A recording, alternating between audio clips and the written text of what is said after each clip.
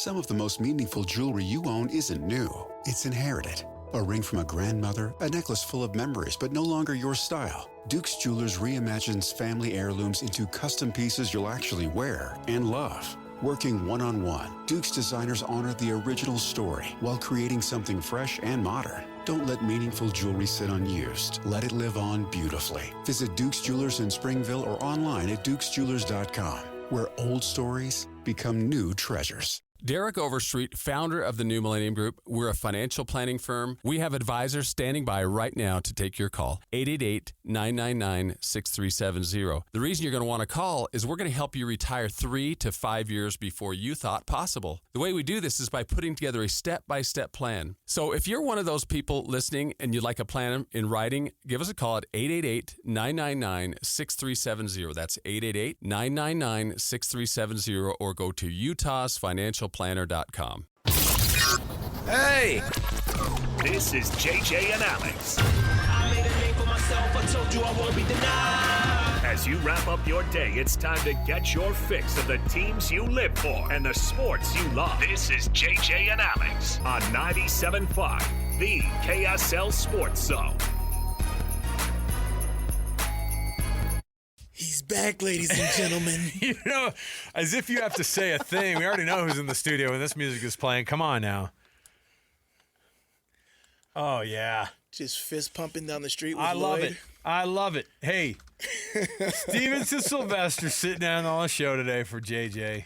JJ's up, or I say up somewhere. No, I think he's in some warmer climes right now.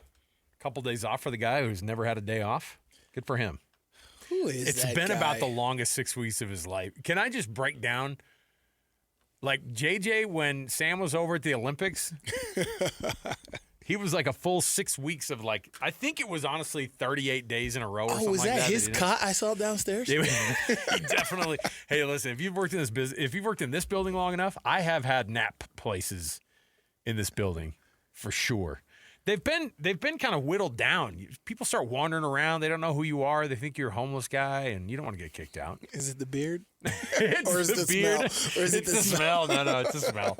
No, it's both. Yeah, I've definitely been tucked away in like a studio on the weekends before when no one thought I was here. If I was doing like a late thing, and you sneak in a nap because you don't want to go back home, and then for Next a thing you know, minute, it's the morning. the next thing you know, you gotta, because we'd have to record at like 4 a.m. sometimes. I would just stay after post game. It'd be like 12. I'd be like, I'm not gonna go back home and then drive back again to record at 4. So I've slept in this back studio back here, and some poor soul walked in when I'm like Security asleep behind.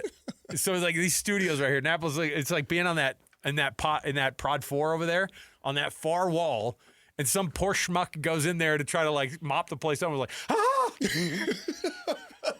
I was like, no, you scared me, man. Trying to get some sleep over Who's here. scaring who here? Come on, I've never seen you here before, buddy. That's funny. All right. Welcome to the program. Yes, JJ and Alex today. It's JJ, Stevenson Sylvester, Sly, of course, of Utah linebacking fame and also of NFL linebacking fame. Hey, did your guy, Mike McCarthy, finally get his guy? We haven't even been able to talk on the air about the ending of Mike Tomlin's I just want to know why era. the heck they're still chasing him. Like, if he comes, great, but you're like kissing his toes. Yeah. I just don't get it. I mean, it's whatever. You got to move on for me. Kissing his toes, that's something real weird going on. I feel like he's into that stuff. You let Thug and Cousins depart? Come on, man. Like, I don't know. I will say though that Aaron Rodgers, I think, probably is the best situation for Mike McCarthy, just so he could do it, so he can say, I brought in the guy that I won the Super Bowl with. What else do you want me to do? Come on, man. So lots going on in the program today. We've got, look, when Sly's here, we bust out all the Utah stops here for you. We've got sound up from up on the hill. I think that Utah spring football goes into spring break next week, yes? Sound about right? I don't know when the break is. Like when you would have spring football, usually it would start, and then there's like, after a couple of weeks, then it was like spring break. And then they'd come back again and go back at it. And I think it's something I don't know. similar When now. I played, it was nonstop. We ended winter training, and then spring break happened, and then we'd start spring ball as soon as spring break came back. But that was when spring break was back in March, so Now it's getting later and later. Yeah, now it's later, and they started the spring football later, and so we got lots to get to. I'm fascinated by this whole thing. We'll listen to Morgan Scalley now. At the top of the next hour, we're going to have Josh Furlong, of course, covers the Utes for KSL Sports, and we will bring you Josh's thoughts on how things are going up there. The transition is going to be interesting to see how you go from legendary to another legend in a way. I guess legendary status for Morgan Scalley is probably a bit much, but that's a guy who knows as much about the program and the history and what it means to be a Utah man, all that stuff. We already know that. But what's it going to look like when the rubber meets the road, when they're actually playing games? We'll get into that a little bit more. But let's jump in right now. Top of the program, it is The Cut. It's time for the biggest story of the day. This is what made the cut with JJ and Alex on 97.5, the KSL Sports Zone. So it's interesting because as you go through this, as you start to look at how things are being handled up on the Hill, obviously a lot of focus on what did or didn't happen during the exit of Kyle Whittingham.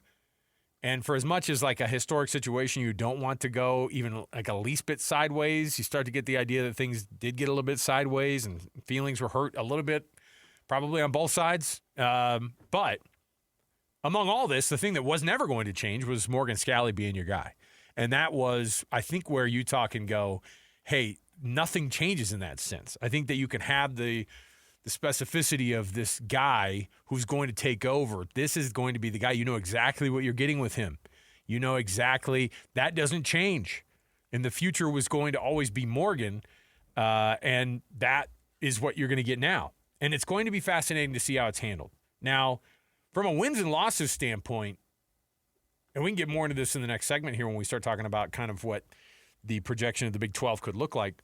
But first year for Morgan Scalley, right off of the bat, your thoughts, because I know a lot of former players, former coaches, current players, everybody's had their thoughts on this one. What was your relationship like with Coach Scalley when you were at the U, Sly, and what makes him the guy that everybody's been talking about is the guy to be the one to take over the program from Whit? Well, Morgan came in my junior year at first, and Morgan,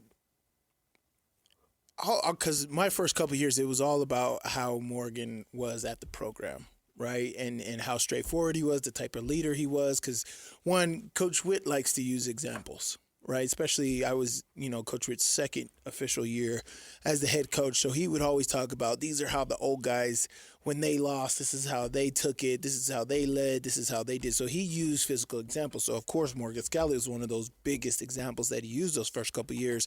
And then Morgan Scalley came into the program.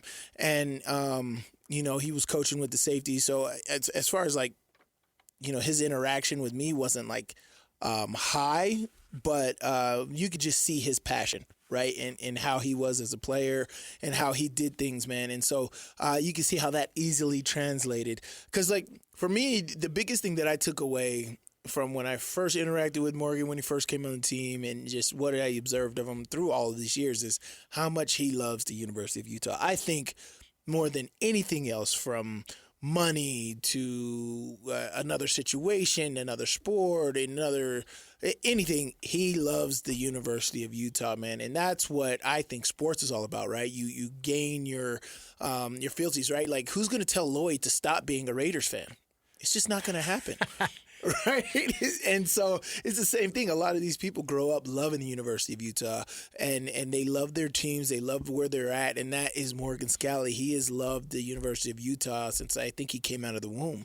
And so it was ingrained in him, and that is exactly what I saw, when I was around him as a player and what I've seen over the last few years. And, of course, even his introductory press conference, you really got the backstory of him just being around this program and loving it, man. So to summarize everything, it's how much he loves this university. And, of course, for me in this day and age, with everything transferring from coaches moving along, players moving along, you want somebody who loves to be here, and that's a stability that you want to support as fans, as administration, as players, somebody that loves where they're at. It doesn't matter. Like, even if the University of Utah was still in the Mountain West or the WAC, I think Morgan Scalley would still want to be here. So more importantly, it's just somebody who wants to be here. So I agree with you, man. I just think that he's the ultimate guy for this position, and there's no other person that would have been able to take the helm. So I think the expectations are so high when you've had so much success over the long period of time that Coach Whittingham did. How much of grace do you think is Morgan Scalley going to get from the fan base? Oh, he's going to get a lot. Like where they go, you know what? Hey, year one, let's go. You know, we get it. You're not going to go to the Rose Bowl, or you're not going to go to the fill in the blank. You're not going to win the Big 12 championship year one. Although Kenny Dillingham did it in his year one. I will say that. But that's what I'm wondering, if the expectations are going to be to the spot where, it's expecting too much. I think we saw a little bit of this year with Alex Jensen, where people went, okay, we know you're not going to fix everything in one go, but man, to be so far down, that's not what the football team is going to be. I don't think you're not going to see them. They weren't already at the very bottom, and then they're going to try to climb out of the bottom, and they hire a new coach that's going to get them to the promised land, a former player, all that. Utah was already here. I think the talent level has stayed here, and then you think to yourself also from a wins and losses total, the culture stuff takes care of all the rest of that, I think, and certainly the recruiting, which Morgan has been historically one of the best recruiters during Kyle Whittingham's time. Yeah. As a defensive coordinator there, and as a coach, and as somebody who would get into the homes of a lot of these recruits. Here's Morgan Scalley talking about another week of practice. I mean, he's like old hat for him. He knows how to take care of this stuff. He did talk last time about, now people are, and I think K-Pop brought the same thing up. He's like, well, now everybody's coming up to me with all these questions, and I've got to answer them. And I have to have questions that I have answers to from people that I'm not necessarily used to hearing from. K-Pop's going through that at BYU. Mm-hmm. Certainly if you're the head coach, you're an administrator of the team almost more than you are being able to buckle down on the actual X's and O's of football. So here's what Morgan Scalley said about this week of Utah football. Field house.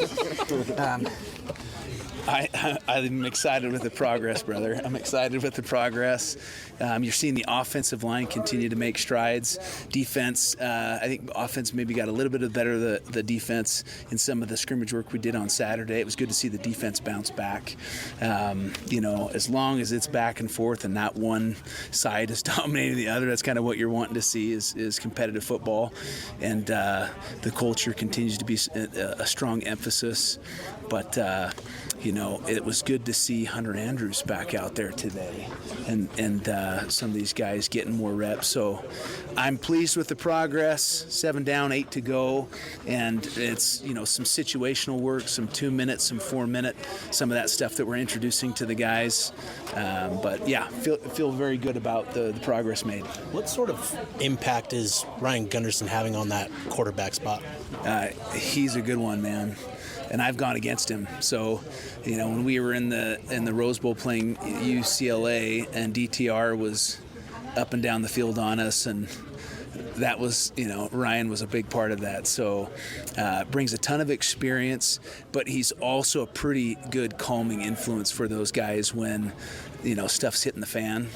So he's a very good teacher, and you can ask those quarterbacks, how they feel about him.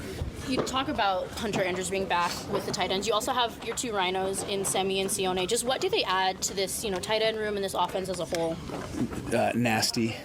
Nastiness, mean, aggressive football, and they're athletic. Just when you think they're just going to pound your face in, they slip out on a slide route, and they've got good hands. You guys watch these guys in individual drill, you're like, okay, don't want to do a one-on-one tackle drill with those guys. I had to do my one-on-one tackle drills versus Ben Moe. I remember that versus Ben. I do not want to do that versus Semi and Sione. Those guys they just add that element of, we're going to run the ball. We're going to run the ball and stop us. How would you assess where your D-line's at right now? Really am looking at Carson Kafusi as a guy that needs to make that jump from that freshman to sophomore. The good thing is that, leadership-wise, he's a pleasant surprise. He's a guy that we didn't necessarily expect to become that guy that has become that guy. The way he works, the way he call guys out. Jair Moa is exactly what we wanted. And he is, he provides a little bit of athleticism and twitch and the ability to slant and do some things with him.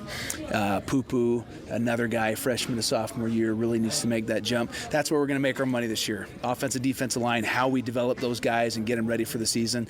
And I would say, Luther and Jordan do a really good job thus far. Okay, with the defensive ends, that'll be a solid group. But that's, the offensive line, defensive line, they bring the weather. How they go, we go. How is the offensive line kind of meshing and some of those newcomers who's standing out there? Well, all of them are making progress. You had Obot go down early just with a little bit of an ankle deal, but he's only missed one practice. He was back today. He's every bit of that, that we saw in, his recruiting film. Sed's coming along. He's doing a really good job. I mean, Jordan is such a good teacher with those guys, and they're having a lot of fun. You're seeing progress at every single position. So I would say the center position is one that we really got to, we need to be more consistent with the snaps. That affects the entire efficiency of an offense if that ball is high, if it's off target. So, between Alex and Isaiah, we got to get that figured out. Where does Elijah Ellis fit into the linebacker group right now? He's a guy that is athletic enough to rush the edge. You saw the play he made. Were you guys there for that play that he made on the screenplay? Yeah, I think so. Okay. Do you know what a screenplay is? Just want to make sure that you know that. Okay. Anyway, really athletic. Where he made his biggest jump was in the offseason. His strength, really, really strong. So he's a guy that we could put on the edge, much like his brother Jonah. But man, is he quick from sideline to sideline. A lot of depth of that linebacker room, which allows us to rotate, play with 3 linebacker sets and spread it. So the versatility there is what is pleasing with Tui. Wishon's obviously RB1, but how's the rest of that room shaking out? You're seeing LaMarcus make a ton of progress. Both he and Chavez Soto need to spend every day catching the ball because they can run, they run hard. It's just, you have to have the ability to split out and be versatile so that teams can't just key in on, okay, when he's in the game, he's pass protecting or running, So it's those backs becoming more complete backs. Love what I saw out of Way today. Physicality, leadership. When things aren't going right, he's the guy that you can hand the ball to, and he's going to give you everything he's got. And then Bray, the biggest positive so far is him. What he's doing, he's built his body up, buying into the culture.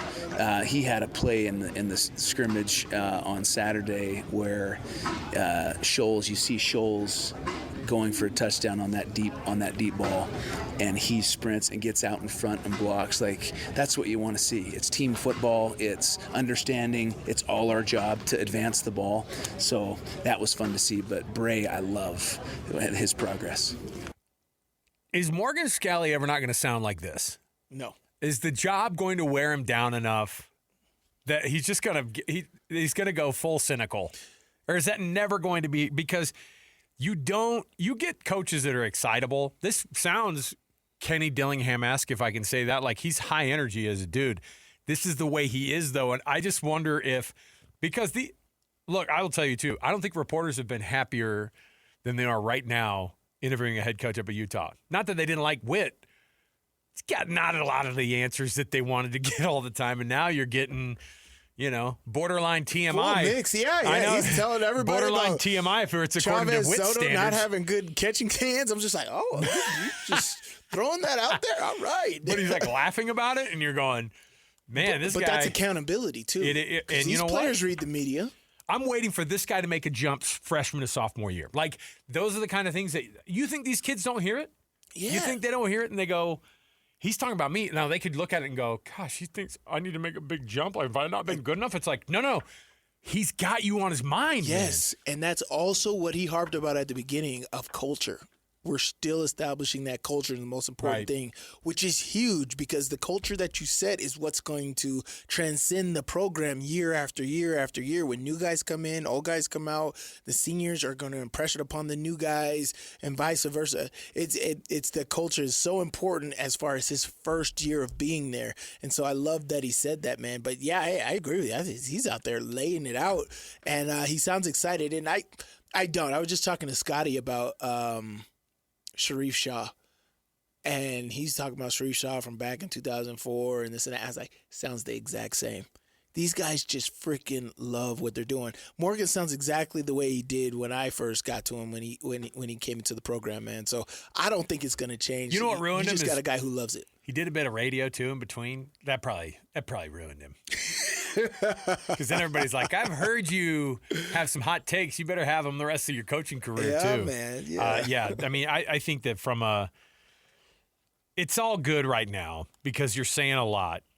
And you guys are at practice doing a lot, but you don't know a thing until September rolls around and you're game one and you're sitting in front of those. You're coming out of the tunnel for the first time and you're prepared. In Morgan's case, I mean, I hosted a golf tournament, it might have been 3 or 4 years ago at this point, and it was the Kalani and Witt, like the kidney car thing that they do every year, you know?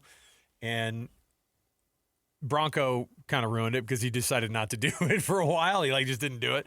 And so and Urban obviously was like, nah, that wasn't his cup of tea either. And then certainly Witt and Bronco weren't best of friends. So like when he would bring Morgan to everything and he'd make Morgan go up and kind of be the guy at these things. And at one point, he's very used to this. And I remember the lady who's like emceeing it was like, hey, when you mentioned all the coaches, because a bunch of them were there, Ronnie Mack was there, and they had a bunch of ex-players and stuff, and they went through the list of. I had to go through the list of all the coaches who used to play in this tournament against each other, because Ronnie Mack and Lavelle they'd have to sing the other team's fight song if they lost the golf tournament. That was not okay with Witt or with Bronco, and they kind of went away from that, but. But I remember them mentioning, like, hey, it's been all these coaches, and when I got to Coach Whittingham, and I go, and then now, of course, Coach Whittingham and Coach Satake, and Morgan standing up there with us at the thing, where all the former players and coaches that had come to the tournament were, and then the ringers they bring from the Utah and BYU golf teams to come try to win the tournament for him. And every time he mentioned it, he would point at Morgan like, this guy's the next one, you know? That was like 4 years ago, and everybody just knew it, including Morgan, including everybody who was a part of the program. The transition at some point was going to happen. Right. Got weird at the end, and that's kind of everybody's fault, I think, on both sides. I think you saw Witt's camp not play at Super. I think you saw the statement from Harlan and how they didn't feel like it went their way that they wanted it to go. And I think the best result you could have is that you can point at the guy. If it was a random name from, an assistant from Cincinnati who's done a great job so far, it wouldn't be the same.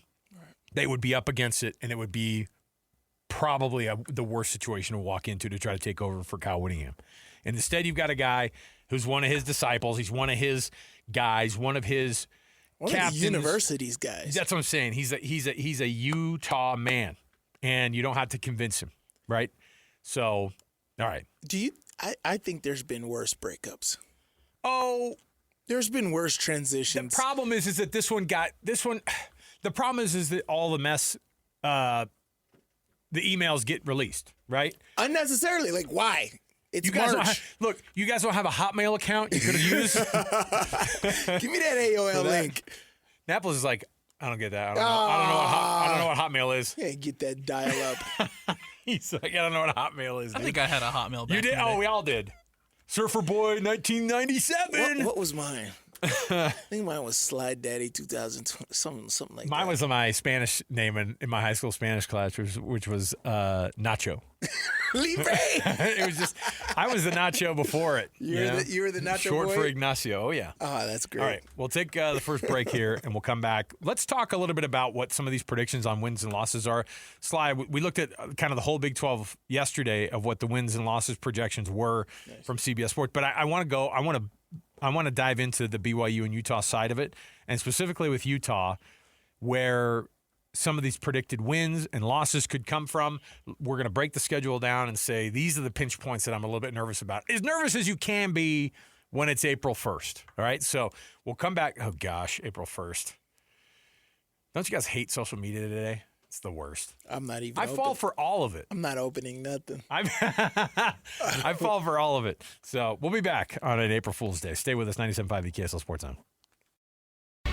Your home for the best coverage of the Jazz, Utes, and Cougars is right here on The Zone. This is JJ and Alex on 97.5, the KSL Sports Zone. All right, everybody, welcome back. It's a good day for Beastie Boys. I want all the deep cuts, by the way. Don't short us today, Annapolis. Come on, man. Don't hit that pause button. Unfortunately, the song that you want is not in the system. It's not in the system. Hey, any Beastie Boys song is available if you try hard enough. That's how you get ready. Right there is Beastie Boys. They You know what? I'll send it to you. Just the part I want. It's fine. I'll send it to you. Welcome back. Cut it up. Welcome back to the program. JJ and Alex, Stevenson Sylvester in on the show today. We're doing kind of an 80s throwback. Nutty Buddies in studio, courtesy of Big Deborah. And I get wary of food people bring in. I'm sorry, food in the office on an April Fool's Day is because I saw there's some like Rice Krispie treats floating on out there, and I'm like, yeah, right. Not gonna get me today. Somebody hit this with some. It's a free candy, young something man. special going on over here. I don't want this. I'm gonna have to hit the bathroom early before the show's over. By earlier. We do have the driving crooner hat and cigar on the studio window, which actually just makes my freaking day. Nah, it's just too good. The idea is just too good. Yeah, somebody put it on the studio. They got it, and they knew the assignment. We love it. Does Lloyd know who put it on there? He didn't know either. Somebody who knows us, or somebody else who's just as much of a I think you should leave fan. I don't know if he could be bigger than that on JJ and Alex, but I will say this. You sure about that? You sure about that? You sure about that? Has this ever happened to you? No. Look, here's what we got. I rolled out some win totals, and as I started to do the math in my head, the math I did in my head yesterday was wrong. And Sly's not going to be excited about this. Oh, but by the way, like I said, Nutty Buddies in the studio, right? And so it feels like fifth grade again. They were 25 cents when I was a kid. And I told Sly I would show up with 50 cents so I could eat 4 Nutty Buddies. That was the... No stomach ache. Right, they come in the 2-pack. No, listen, me now, I can't handle it. But me back in fifth grade, I could have kept going. And I did. Man, there were some days, man. That's how you got the fatness when I was a kid. Is this purely from Big Deborah? There's a deep memory going. I know. On right there's there. some people call it trauma. Somebody was hiding in the closet. Eating no. An entire Some people box call of that. Nutty Buddy. Some people call that trauma. My therapist probably would have called it trauma. I look at it like a great childhood.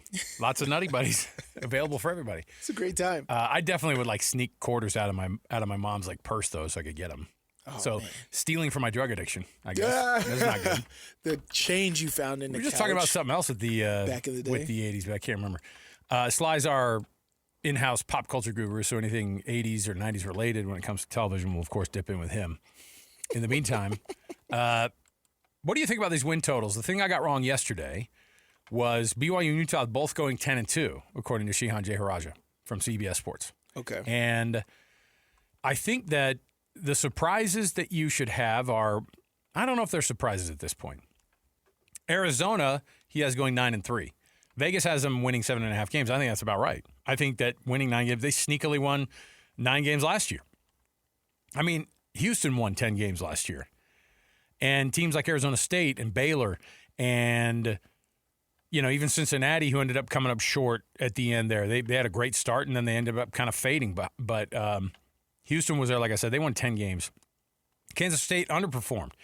Oklahoma State hasn't been good for what seems like a decade, but it's only been 2 years of – I think they're still winless in the last 2 years, right? Apple, does that sound right? That they're winless in the Big 12 in the last 2 years? I don't think they've won a game. Jeez. And that's a weird spot. But they're – the times they are changing. And those times come with a good quarterback and his coach, which is like the benefit, the back and forth. Did they go 0-22? They're 0-20 or whatever it was? Or however many games they got, 0-18? I don't know. I don't know why I'm hung up on it. But all I'm saying is, the reality is that on this list, they have BYU and Utah both going 10-2. The 2 losses for Utah at Arizona and at TCU. Now, I think Arizona's pretty darn good. Like, I think that they are underrated. Like, last year, they were under the radar 9-win team. They finished ahead of Arizona State in the standings. But the thing about this Arizona team, with Fifita coming back, no one is being fooled this year. Everybody sees that you're one of the teams that are now considered a kind of dark horse contender. So do you see Utah going to Arizona, down in Tucson, or the other loss that they have down in Fort Worth at Amon Carter Stadium with TCU? Either of those ring true for you? I mean, Big 12 play is just hard. Power 4 football, week in and week out, it's tough to be asked to go 9-0.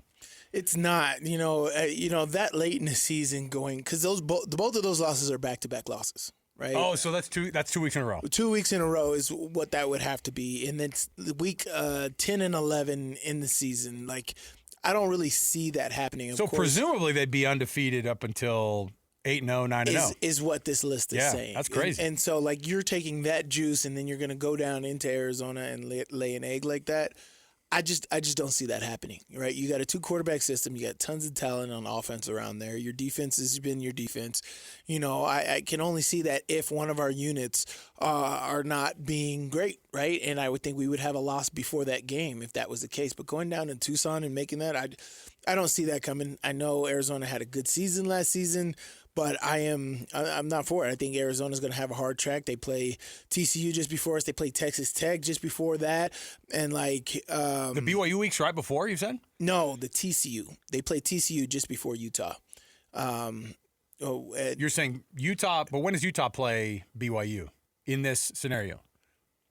So that's the thought is that they got to go rivalry game, and off of that emotional trip, or I guess you're at home with them, but then take an emotional trip down to Arizona, who's going to be ready for you. That's the idea, I guess, right? That's the thought is that, hey, that BYU game always takes a lot out of these teams on both sides, and maybe that's where a loss comes in. If you put your first loss on the schedule, maybe TCU smells blood.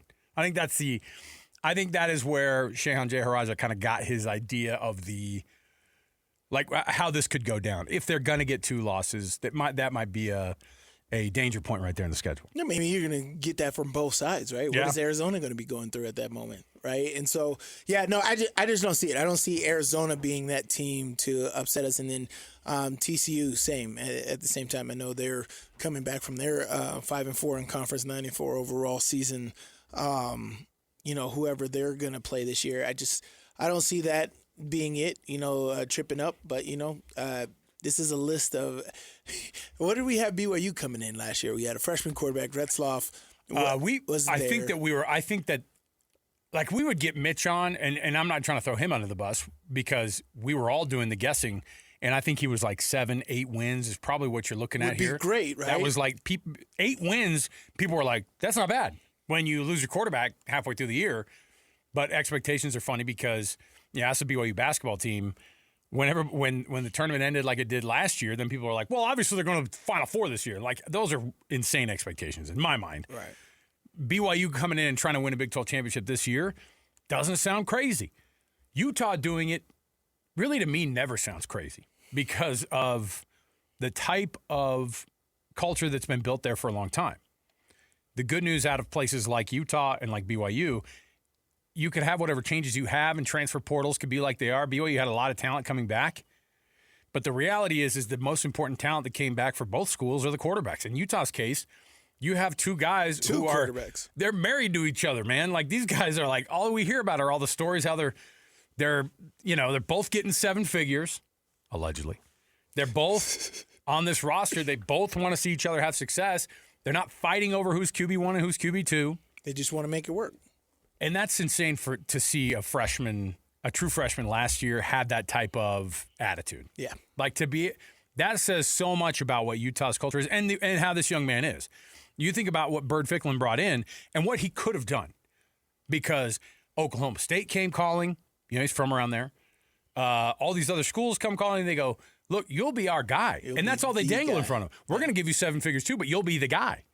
And instead, they're able to look and go, hey, man, we're going to run this back. We feel like we came up short last year and we were still this close. Right. Let's do it next year.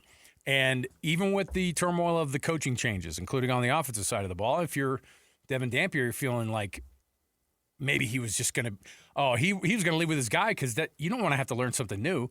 And here he is with Kevin McGiven up on the hill, learning the new offense, learning the new system. And those guys are going to be a 1-2 punch with BYU to not have to worry about your guy right now at quarterback, where last year, I don't know when the Retzlaff news even came down. It was later than this, right? May, June. I think it was May, Gosh, June. I mean, to have it that late, too, and we just assumed that it was a throwaway year in a way. Right. That's kind of how we thought about it. And then they go 11-2. That's great. Here's what's good news, is that both of these programs, for the upheaval that they both had in their coaching rooms, they're going to be just fine. And the expectation is to almost at least do what you did last year for both schools. Right. That's going to be the new standard, right? Is that's what we're living up to. We don't want to go down, especially when we have returning players. The only way to go up, or you can stay the same and you have the same record. You just can't go below that, or else it's a failure. In this case, when you have so much returning talent, especially at the quarterback position, that is what everybody's going to be measuring up to and looking at. And so with the schedule that's out in front of you for Utah and the schedule that's out in front of you for BYU, it's definitely achievable. You know, you have, of course, a couple of tough tests with Notre Dame and in Utah. You got to go on the road to Utah, but you got Notre Dame coming home. You got Arizona coming at home. There's going to be a couple tough games, but there should be nothing that gets in the way of you not having your 10-2 regular season, or even 11-1. You know? I misspoke yesterday when I was like, oh, he's got both BYU and Utah going 10-2. Oh, and Utah wins the head-to-head according to him? Well, then obviously Utah finishes ahead. The problem was that BYU's loss non-conference there was one of them non-conference to the Notre Dame Fighting Irish, right? And then that would mean BYU would have an 8-1 conference record. To presumably, if this goes the way it does, which of course it's not going to, Utah 7-2. Yes, in conference play, which is I think what they finished last year too, right? Yep. Yeah. All right, let's take a break. We'll come back. We have a Would You Rather right on the corner. I'll tell you what, Sly's gonna have to play along. You're here, man. You got to get it going. And we're gonna have Nutty Buddies in the break with some. We got treats here in the studio. It's a fun time. It's April Fools. I just didn't want people to. I wanted to have sealed treats. If you have an open container of stuff out in your office, don't eat it today. It's not Today's Halloween. not the day. Halloween rules. You can't do it. Yeah, have your dad check it before you eat it. Dad tags. All right. Well, take the break. We'll come back next. 97.5 EKSL Sports Zone.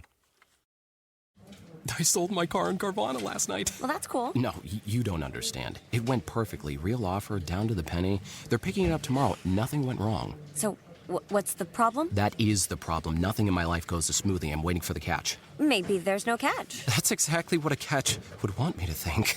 Wow, you need to relax. I need to knock on wood. Do we have wood? Is this table wood? I think it's laminate. Okay, yeah, that's good. That's close enough. Car selling without a catch. Sell your car today on Carvana. Pickup fees may apply. Listen, everybody! Real-life hypotheticals to get your brain churning. As JJ and Alex ask, would you rather?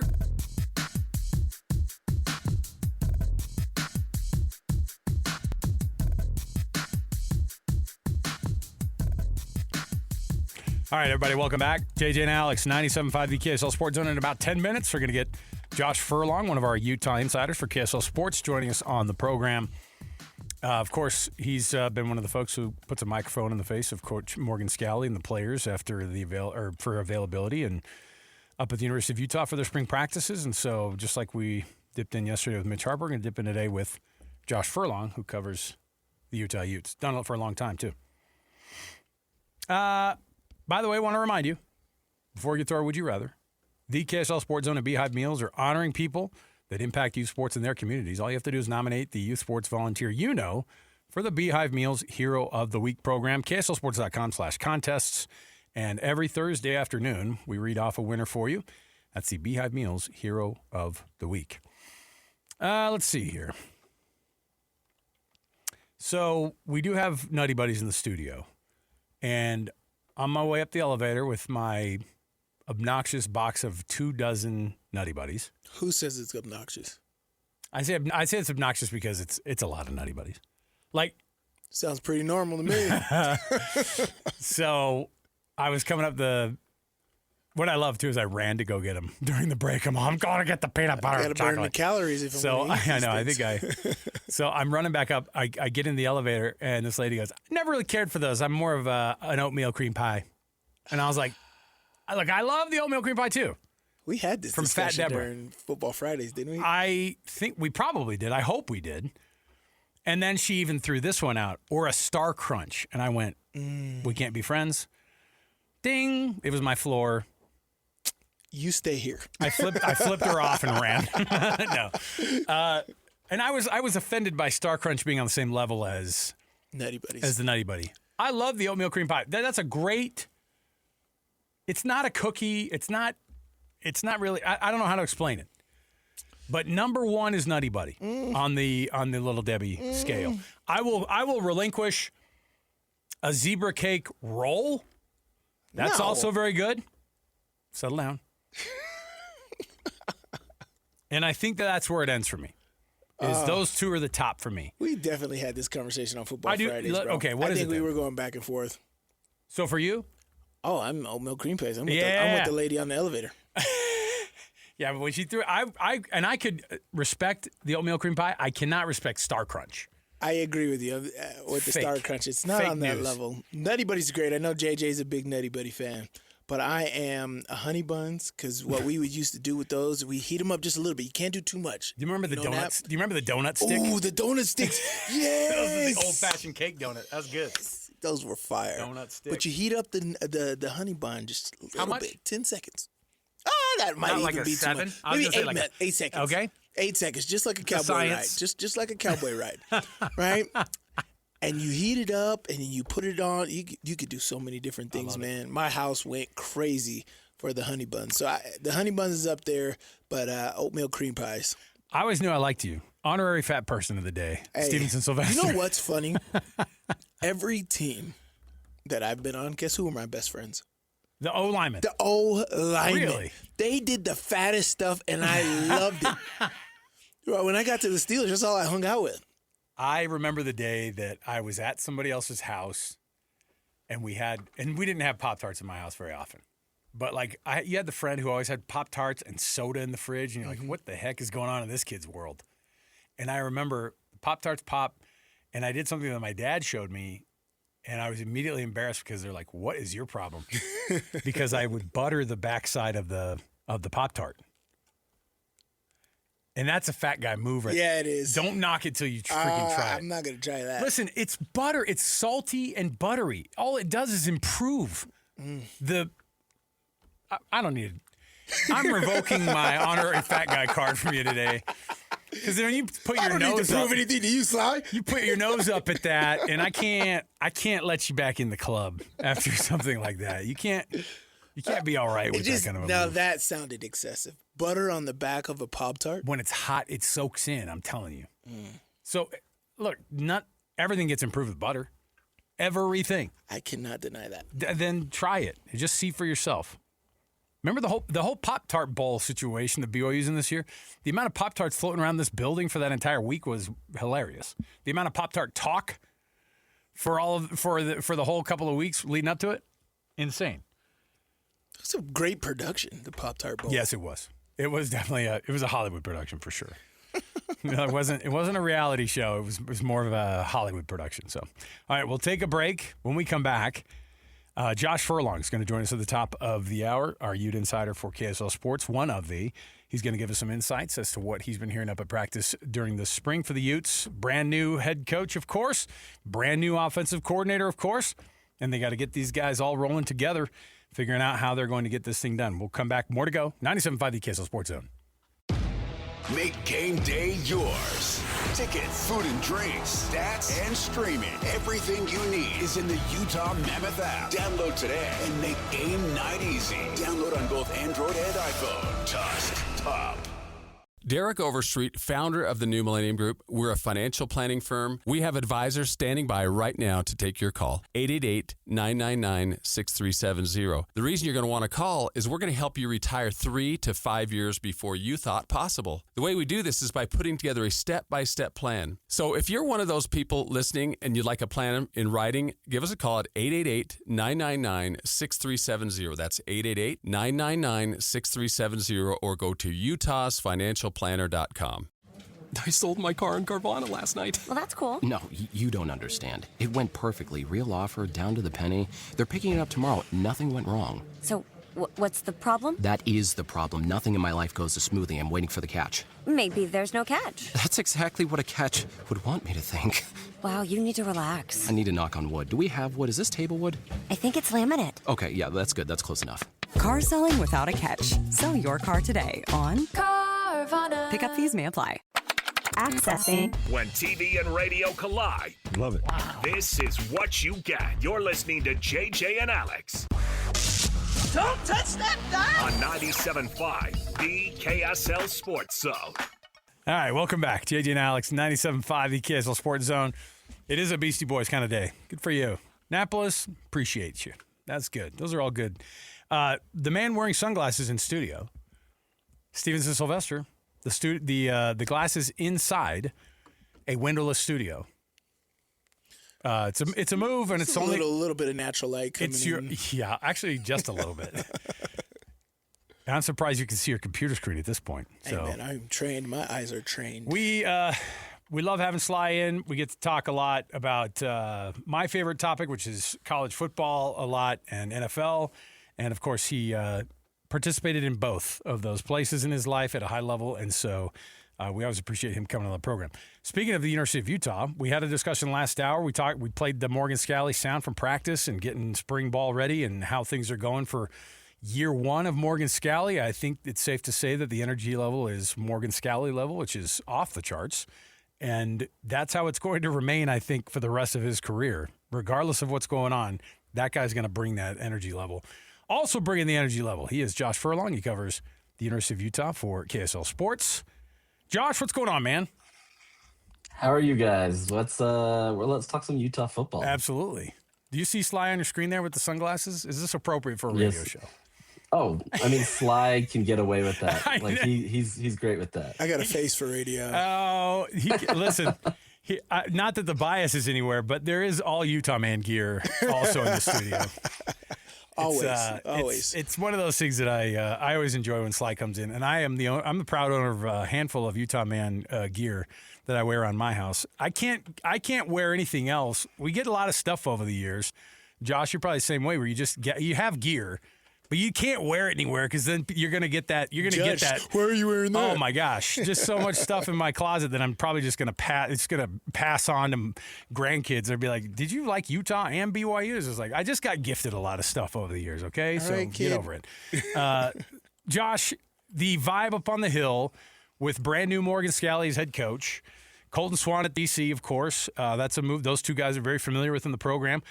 Kevin McGivern comes in running that offense. We heard Morgan Scalley had to talk about routes that the Rhino backs were running, and I was like, this is something new for him. How is the head coach title fitting on Coach Scalley so far? Yeah, I think it's been natural. He's been preparing for this for a long time, so it's not like, this is just something that he lucked into, right? I mean, he's talked to Sharif Shah about this forever and trying to plan his coaching staff. I mean, this is a guy that has meticulously put together his first year as a head coach and then trying to be able to make it work. And for him, the football is going to come natural to him. He understands it. He played it, maybe not as a high level as some of these other guys, but he's played it at Utah. He understands what it's like, but he wants to be a big culture guy. And I understand culture gets thrown around in sports a lot, and it's kind of that buzzword that kind of everybody cringes at because it's just dumb. But with Scalley, it's really about just kind of creating a atmosphere where the energy is there, the positivity is there, but but there's also a dedication to the craft where once you step on that football field, you better be 100% committed or else you're just wasting everybody's time. And I think you see that. And I think that brings a lot of fun for the players because they know that it's business on the field. And then outside of that moment, they can be loose, they can dance, they can have fun. And it creates this camaraderie with the team that I don't know, we've seen it with Kyle Whittingham. I don't want to say that Kyle didn't have any of that, right, but I think it's different, right? I think Morgan allows it just to be a lot more free. There's not a lot of buttoned up players. It's just being able to speak and be free in the way that players want to be.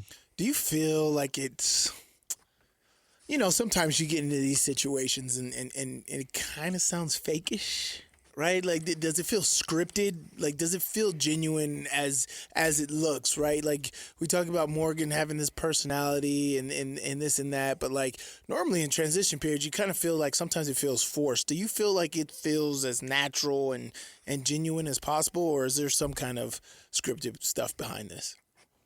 No, I don't think it feels scripted at all. I think coming up to the you feel the same sense that it's always been because there's still kind of that same culture that Kyle built, right? Like he did a really good job of being able to build the culture there and kind of how Utah works.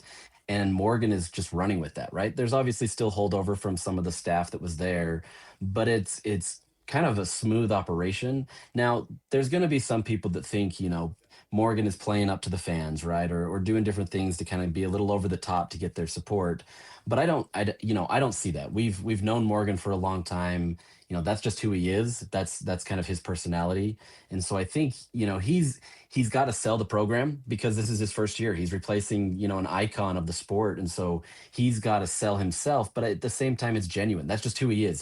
He's a personable person who wants to be able to connect with everybody. He respects everybody and he wants to treat people like actual people. And so I think when you get to be around Scalley and the other people that he's brought on, it really is a genuine kind of camaraderie with that program that he wants to build.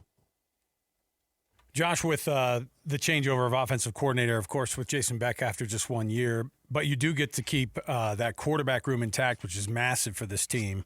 What's a spread Kevin McGiven offense look like with this personnel group? Yeah, they're not going to stray too far away from what they did last year. It's going to be different, right? Like there's going to be a much heavier emphasis on the pass. It's not using Kyle's system of trying to emphasize the run to set up everything else. That's not to say that they're going to go away from the run. They'd be stupid to. They've got dynamic quarterbacks who can run. They can, be effective there. But it's more using the pass to set up everything else. And it's also the ability to be able to make these quarterbacks much more complete players, right? He wants them to be able to have that ability to potentially have an option at the NFL. And, you can judge the merits of Devin Dampier or Bird Ficklin having an NFL possibility later, but it's utilizing them in a way where they're going through their full progressions. It's situational. It's not a lot of scripted stuff. Now, don't get me wrong, football is scripted to a lot of an extent, but he wants to be able to make these guys be able to understand what happens in that situation to allow for much more flexibility and freedom so that they're not just stuck to the same script where it's not, okay, I have X receiver, and if an X receiver is not there, then I can dump it off to here. It's really going through your full progressions and trying to utilize that. And then if things break down, Devin or Bird can have that ability to run. So it's a little bit more fluid. It's a little bit more situational, but I think it's a lot more flexible. Just following up on the quarterback conversation, I know it's something that just keeps coming up because these guys are besties, and you would be if you both have 7-figure deals. I think that would be probably helpful to be able to be besties on that. But presumably the money offers, let's say that they're even equal, that Bird Ficklin may have been receiving other places. I don't know if that's the case or not. I don't know how much that, but people obviously saw what he did as a true freshman, and it looks phenomenal.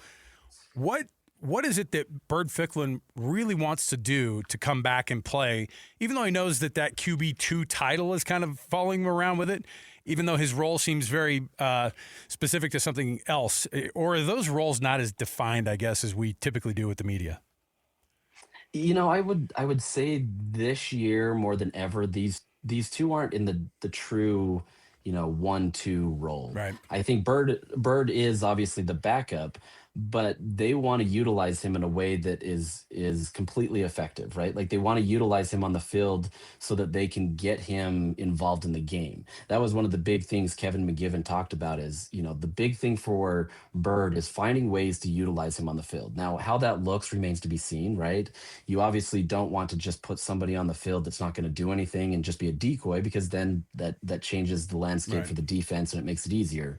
But I think they truly want to utilize these guys in ways that benefit their strengths. And both guys, they have strengths in passing. They have strengths in rushing the ball. So it's finding ways to be able to utilize them in a way that the defenses probably haven't experienced, to at least that extent where you have two quarterbacks that can be pretty dynamic and fluid, right? So, I think there's going to be a lot of give and take. At the same time, Devin Dampier's your guy. He's going to be the mainstay, but they're going to try to do what they can to get Bird out there. And that was a big selling point for Bird to stay because he likes what he's got.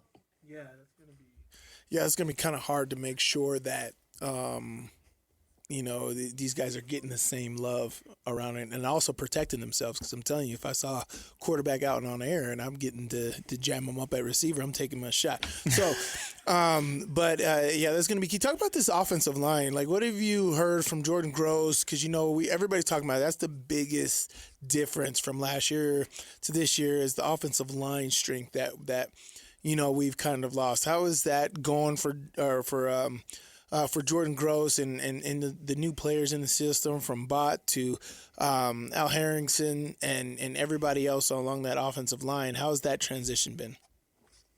Yeah, by all accounts, this is the area of the team where there was going to be a lot of questions, right? You lose five, true starters who have played together a ton.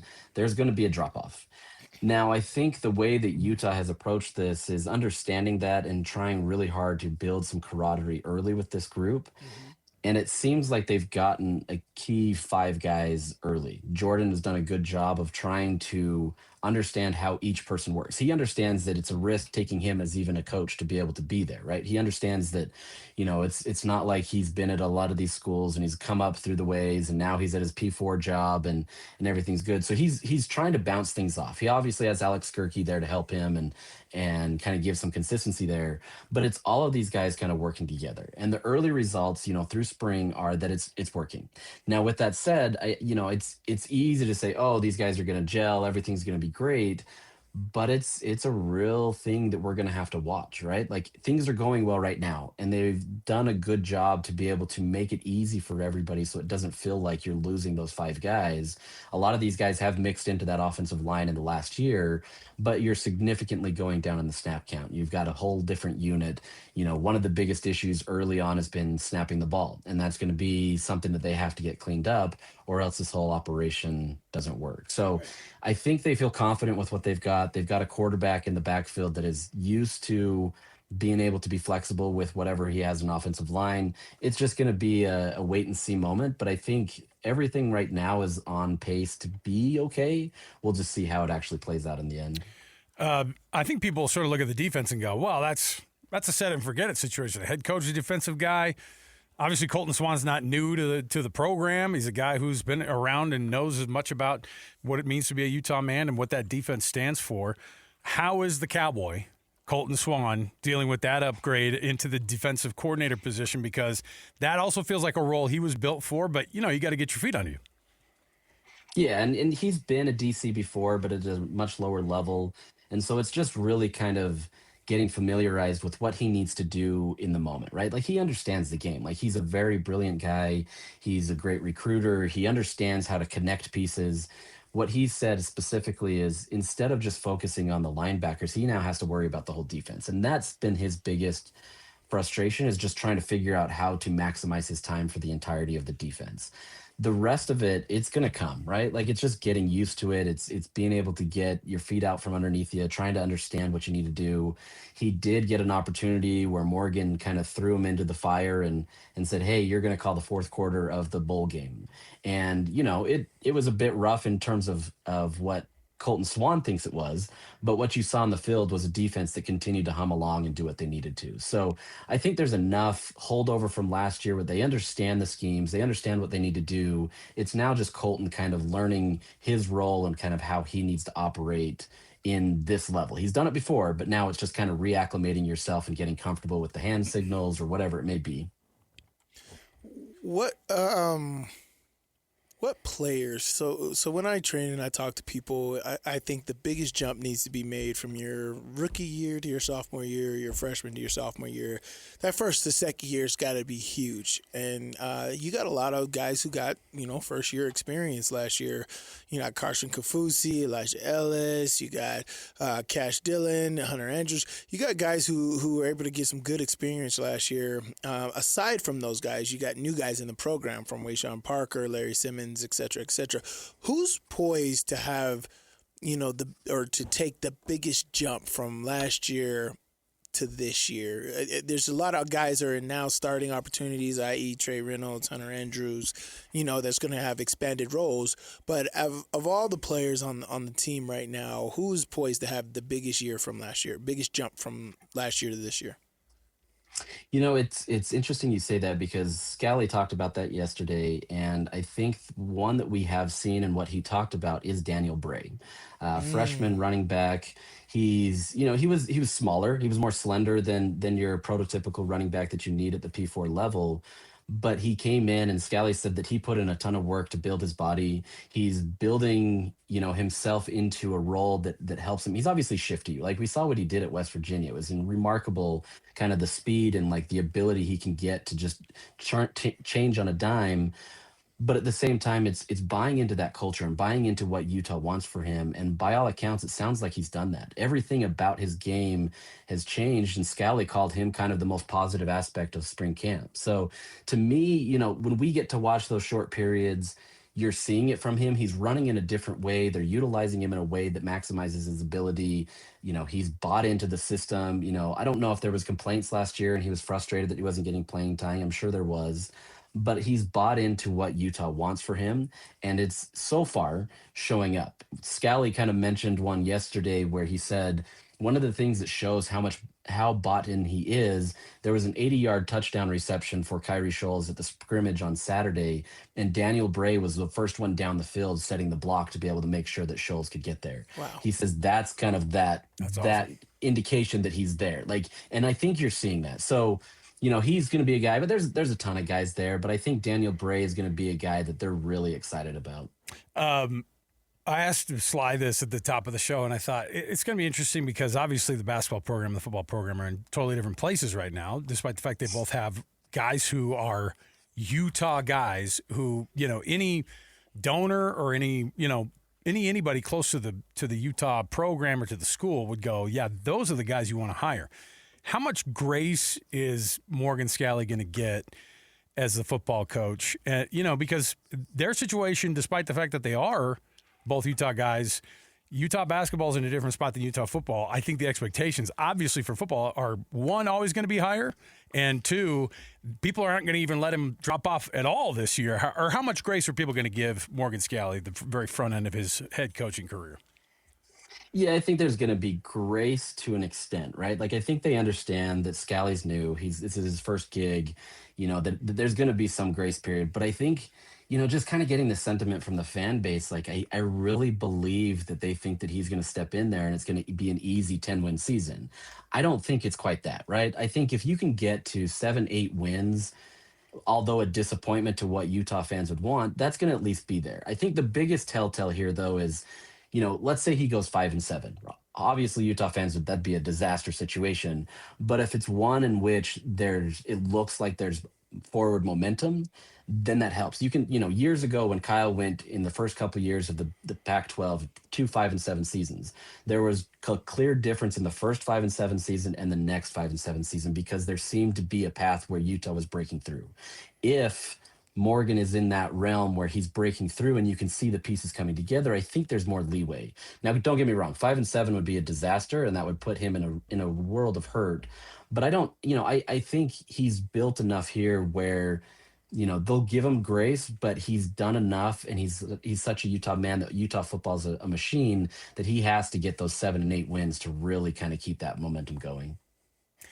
Josh Furlong covers the University of Utah for KSL Sports, does a phenomenal job doing it. We have everybody covered. I mean, if you look at it and you say, okay, between Steve Bartle, Josh Furlong, you guys are up on the hill. You cover every bit of it, and you've been doing it for a long time, so we appreciate all the insights. And we're going to dip in at the end of spring just to make sure that everything's back on. Because, look, that'll be the last time we get to actually hear from people, and then we have this drought, Josh. You know the drought every year between then and camp where we have to just find every little nugget we can. So we'll have you back on during all that. Thanks for being with us today, man.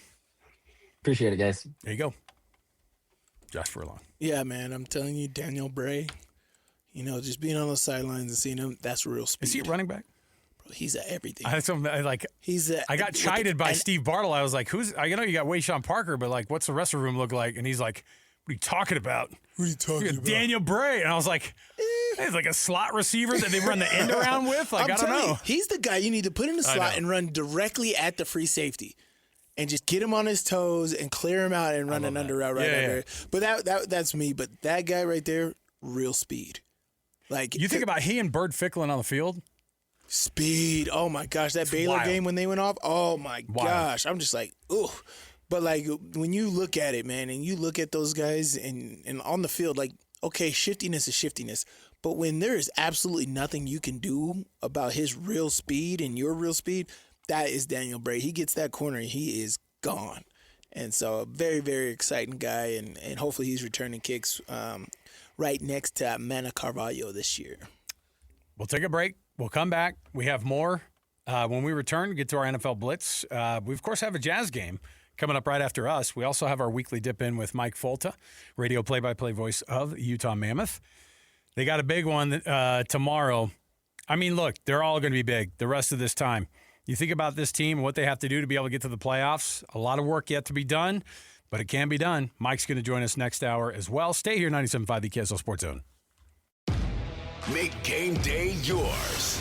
Tickets, food and drinks, stats, and streaming. Everything you need is in the Utah Mammoth app. Download today and make game night easy. Download on both Android and iPhone. Just top. Derek Overstreet, founder of the New Millennium Group. We're a financial planning firm. We have advisors standing by right now to take your call. 888-999-6370. The reason you're going to want to call is we're going to help you retire 3 to 5 years before you thought possible. The way we do this is by putting together a step-by-step plan. So if you're one of those people listening and you'd like a plan in writing, give us a call at 888-999-6370. That's 888-999-6370, or go to utahsfinancialplanner.com. Mom, can you tell me a story? Sure. Once upon a time, a mom needed a new car. Was she brave? She was tired, mostly. But she went to Carvana.com and found a great car at a great price. No secret treasure map required. Did you have to fight a dragon? Nope. She bought it 100% online. From her bed, actually. Was it scary? Honey, it was as unscary as car buying could be. Did the car have a sunroof? It did, actually. Okay, good story. Car buying you'll want to tell stories about. Buy your car today on Carvana. Delivery fees may apply. All the latest news and notes from the league and the locals in the NFL. JJ and Alex bring you the NFL Blitz on 97.5, the KSL Sports Zone. Welcome back. JJ and Alex, 97.5 the KSL Sports Zone. Appreciate ya. Sly Sylvester rocking the sunglasses, of course, in the studio. We have a healthy choice also in the studio. It's not just the Nutty Buddies. I neglected to mention the Kirkland Signature dried mango. She's just sitting there staring at you like you just forget about me. But also, it's straight sugar. Those are straight sugar. I love it too. They're all with added sweetener. Come on. It's already dried fruit. You don't need to sweeten it that much. But yes, I'll take it. So we're having treats in the studio. You know why? Because it's April Fool's Day, and I said I was going to bring something, and I wasn't going to come up with a lie just because it was April Fool's Day. I hate April Fool's Day because I'm pretty gullible, and I fall for the crap. So you're saying I missed my opportunity today? Part of the thing is that my family's out of town, too, so I can't get reminded by my kids who are normally pulling a bunch of pranks, weird stuff on me on the day of, and I'm prepared when I come into the office. I had totally forgotten I come in the office, and then people are putting whoopee cushions on chairs and Rice Krispie treats out. Who knows what's out in that Rice Krispie? You better avoid. Look, I don't know who brought those Rice Krispie treats. There are definitely some powdered laxative on it. It was Christian Esparza. Oh, see? Oh, I definitely not eat that. I know Christian up to something. I saw him. He ran out of the building. Yeah, by the he way. did. Did you see that? He had a little smirk too. He looked like the neighborhood watch sign. You know, the guy's like, with his coat on the way out the door. Yeah, no, that was Christian. Christian's too nice to do that kind of stuff. Me and Lloyd have been in here debating whether or not they're safe to eat. It's exposed. The answer is no. Give me a sealed package on April Fool's. Come on, man.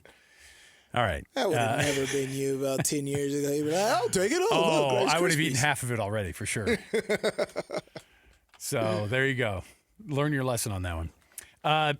Were you, Sly, remind me, were you in the league for the replacement refs at all?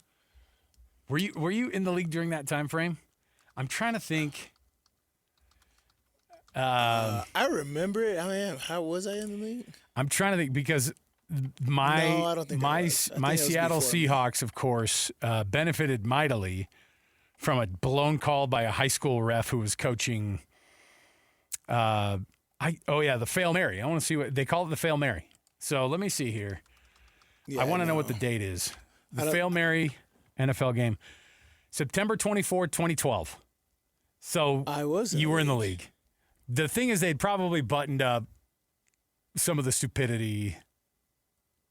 I mean, that game, the Fail Mary was the most blatant craziness because the one ref called it a touchdown.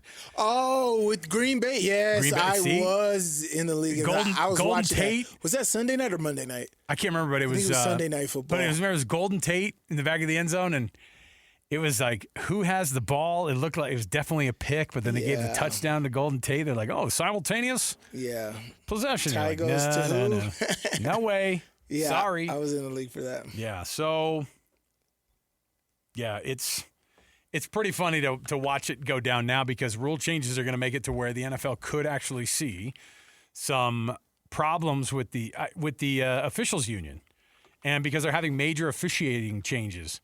And I don't know how much that actually changes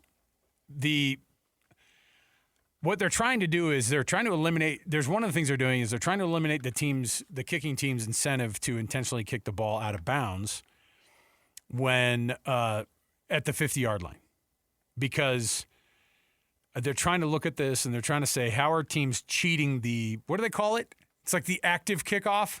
Dynamic kickoff, boom. So they call it the dynamic kickoff. It's disgusting. Which I don't think, it doesn't have a lot of support. I don't think a lot of people love it. I'm not loving it. It looks so cheesy. It looks absolutely fake. And the surprise onside kick is out, and they're trying to figure out how to make it to where it's still, you can't just call it a dynamic kickoff and then assume it's going to be fun. So they have the NFL. Everybody's looking this over, and they're wondering what the changes officially are going to be. But they're trying to modify the kicking alignment for the receiving team, and they're trying to figure out how they're gonna allow the kicking team possibly to declare. No, this one got passed. They're gonna allow the kicking team to declare an onside kick at any time during the game. That makes sense, but once you declare it, that the other team knows. Surprise! Are they just saying you have to tell the refs? Yeah. You can't, because the team's lined up in their dumb formation that looks fake. So all those things that are coming up, and the league is bracing for a possibility of replacement refs to start the season, which I think adds a fun wrinkle as a watcher of the game. What ends up happening is you watch the game and you go, man, these refs, you think the ones who are actually like the really, really good refs, people still say that they suck. These high school refs come in as replacements, and it is for like zebras. Those poor guys. They better pay them that hazard pay. And of course, you cross the union lines, you're a scab. You're a referee scab. You're going against us, stupid. I can't believe it. Next up, I wanted to also say, did you see that the NFL flag football team sucks compared to Team USA? Oh, of course. I held a charity flag football tournament, and an actual flag football team came and played and whooped our. I was yelling because it was an empty stadium. Of course, it was a charity game, it was echoing. I'm like, oh gosh, I'm bad. But yeah, it's very different. I knew that was going to happen. It was embarrassing. I don't know. So all these discussions about who's going to be good for Team USA from the NFL. It's not NFL, guys. It's fake. It's not. It's a very different game, and how you do it. Now, I think there's a couple players that could come out, but for generalities of how the NFL rules are and techniques used, it's not flag football. It's not flag football rules. It's not like we're going and playing 7-on-7 in practice and in Scalley that you see all these high school. It's not. It's very, very different, and you can't just go, yeah, Jalen Hurts and those guys, they were treating it kind of like their Pro Bowl games. I'm like, this is terrible. And so, yeah, I was not surprised that the NFL guys got their butts whooped that bad. I remember just showing off highlights of, like, Joe Burrow, and you look down at the scoreboard, and Team USA has 40-something points to their 6. And I'm just like, what are y'all doing? I know. Y'all showing late game heroics from the NFL guys. I know. And they're trying to show, listen, by the way, those flag football guys had the best. They had a lifetime experience of beating Tom Brady at football. Oh, he was the best. They beat Tom Brady. And Logan Paul. At football. Well, I do like that. I hope that it was real that Tom Brady chirped. Which Paul was it? I think it was Logan. Logan? I think it was the Logan. Who's the other guy. one? Jake. Lucas? I assume they Paul. were L's. I can't stand those guys, but whatever. Hey, man. They're not for everybody. Entertainment. The Steelers owner, the Rooney family, expecting a decision from Rodgers before the draft. They're asking Aaron Rodgers to give them a decision before the draft. I think that would be a very nice thing to do. I also think that if a guy's going to ignore somebody in this world, it's going to be Aaron Rodgers. And he would ignore even the Rooney family on a request. I can't wait till the announcement on the Pat McAfee show. Nobody's really talked to me. There's no pressure. There's no. Shut up, dude. This is football. This is also a business. Give somebody some kind of. It's not about you all the time. Every single offseason is drawn out and delayed. But just get your butt in the building and go to work or retire. You've had a great career. You got a Hall of Fame career. You're getting a gold jacket. Shut up, play, or what? Like, let somebody know. People's got to go on with their lives, man. I hate it. I could go off about that, but you did. By the way, you did. I could go off. I could say some mean things about this. You just did. I'm okay with it. So frustrating. Mike McCarthy, of course, is he's your new head coach. I just hate that because we lost the Super Bowl to this guy. Oh, yeah. And you hire him? And even having Aaron Rodgers there? I was going to say, you also lost the Super Bowl to the guy that they're trying to bring in back again. It's all just a ruse. But for you is the definition of business is business, man. Yeah, I guess so. It's just what it is. Well, but do you think that he's got it in him? Of course, his stint in Dallas was not very good. Or at the very least, it was underperforming for the talent in Dallas. I think McCarthy did a great job in Dallas. I think he did a really, really good job in Dallas from what he was given and what. But hopefully, the owner that Rooney is, he's going to let you do your thing. So whoever Mike McCarthy truly is as a coach, it'll show here in his stint in Pittsburgh. And so I think he's going to do a good job. One, I didn't know the guy was from the area. And I'm telling you. Yeah, he gets all choked up about do you think he got choked up about being from Pittsburgh and finally being able to coach the Steelers? Or do you think he gets getting choked up because of the 8-figure contract he signed? That's what I would have been crying about. I'm trying to tell you, living in Pittsburgh, if you're from Pittsburgh, it truly means that much to you. And so I think, yeah, the payment is great, but also his ability to be his homegrown team, coach that, be the guy. You want to be Chuck Noll? He can beat Chuck Noll, and that is a dream, a lifelong dream for a guy like that, man. So huge plus for McCarthy. I believe his emotions when he was in his introductory press conference. Mike Tomlin is being thrown out there. NBC Sports is trying to So I guess all the networks are trying to sign Tomlin as like an analyst. Next Kendrick Perkins. He's gonna come with all kind of lines. Don't put your old coach on blast like that. I love Mike T, though. I want to know if he would be good TV. He would be great TV. Well, the thing is that first initial, month, year, understanding like where you fall in line. But the things that he says, the insights that he has, he knows the game. He knows what to say. He's also a crowd favorite. He knows how to root the crowd. He gets it, and I think he would be must-see TV from the football aspect that a lot of people would love. I think he'd be great. Yeah, so NBC thinks they have him in the crosshairs. They might get him. Hey, they got to throw out a lot of money, and NBC can do that. Are you shocked that he didn't try to? Yes. Like, was his hat not thrown in the ring at all? Like, was his agent just like, don't call, we want to take a break from it? It was more because he's a very prideful person, and he likes winning, and when everybody's talking about, like, oh, you've had all these winning seasons, but you can't win a playoff. I think that really hurt him. It's killing him. I think that really hurts him because I think he thinks of himself, and what you have to do in this business, you have to think highly of yourself. And the fact that he couldn't get done, what people are complaining about are facts. And that's nothing that he can navigate around. And so it's just, he's not one of those who is just going to sit down and just not be a realist in those situations. So I think he really, really thought, I need a break. And this is what he's doing. And so his daughter's playing, she's a gymnast at Georgia, so he's actually able to, be there for all of those things and not at the combine and all this other stuff. So I think the break was much needed, but yeah, I think he took it to heart with all the stuff that people were saying. That was something that he read, he heard, and you think NFL guys have to think highly of themselves? Man, Shocker. It's crazy, though, but it is, because there's a lot of guys who are so nice and they're very humble and this and that. And then you got other guys who are just like, their crap don't stink. And I'm in this for me, man. It is. That's it. It really is. You get a lot of guys like that, and it sucks because you can understand why and the stuff that they've been through, that they have to think like that, because at the end of the day, if you're not taking care of yourself, nobody else will. But how do you balance the humbleness from the narcissism? I was a little bit narcissist in the NFL? Well, I don't know, man. There's a ton of them. We were just talking about Aaron Rodgers. My heavens. You described look, at the very least, borderline personality disorder, right? Come on. I think you have to have some level of psychosis to be able to play the game. Narcissism is psychosis to me. Like, it is 100%. crazy. It's absolutely. Yeah. It's one of the bad ones too, because there's actually no real cure for it. So. No, there's not. But I do commend the people that know how to handle it and know when there's a time and place. Here's what we're gonna do. We'll take a break.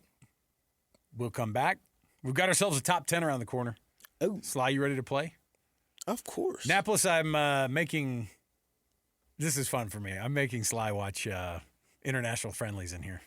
I'm actually into it, man. I am too. I got to get when the World Cup comes around, all the complaints and all the things we said about the World Cup and how the bad process and all that stuff, and I'll never buy tickets to it.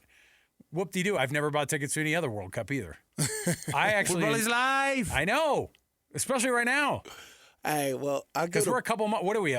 2 months away? June, right? I go to Portugal and Spain next month. So. Oh, you do? Yes, and so I'm gonna see if I can catch a match. Gosh, fire up the Grey Poupon, dude, for this guy. Oh man.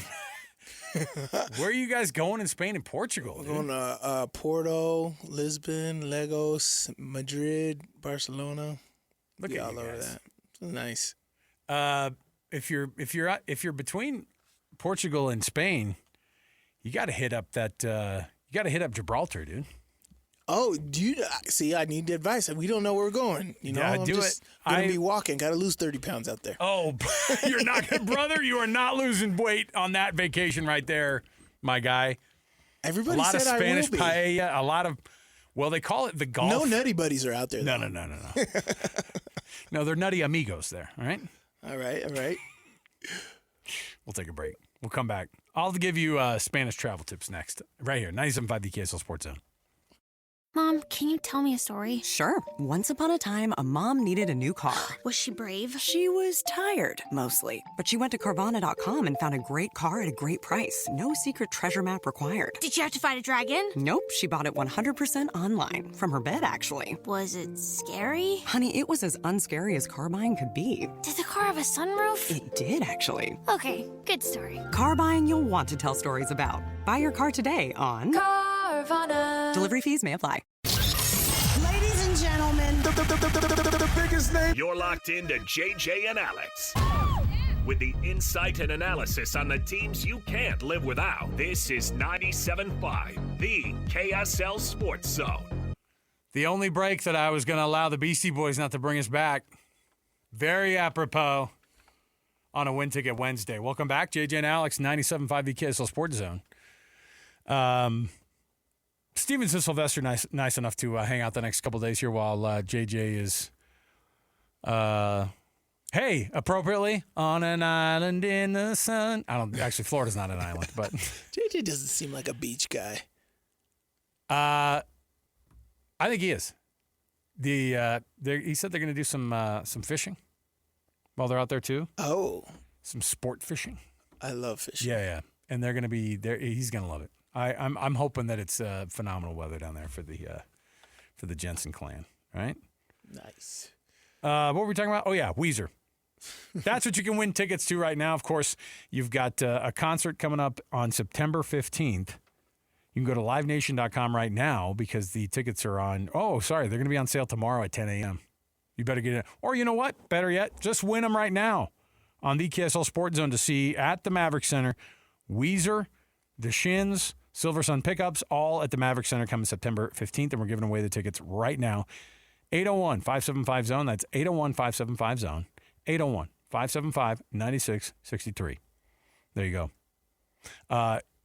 The tickets, pre-sale tickets, by the way, that's tomorrow if you type in the promo code WEMAV26.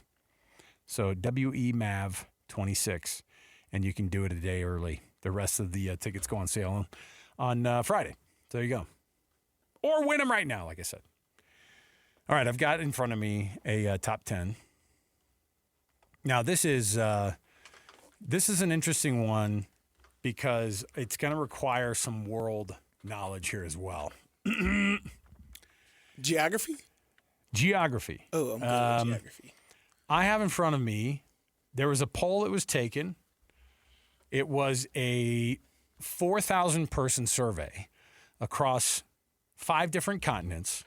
Really disappointed they didn't hit Antarctica and probably Australia. They're like, Australia, you're a continent, I guess. It's fine. We don't need your opinion. I have in front of me the top-ranked stadiums in all the world. This isn't by size. This isn't by anything except for the most fun. So it's a mix of, according to the poll, it was a mix of like history, but also the vibe that's there, and so those are kind of the requisites there on it. So I have the top 100 stadiums in all the world. Could be for anything, by the way. Could be for anything. So what if I said the cities, not the name of the stadium? I'll take. You know what? I'll bite.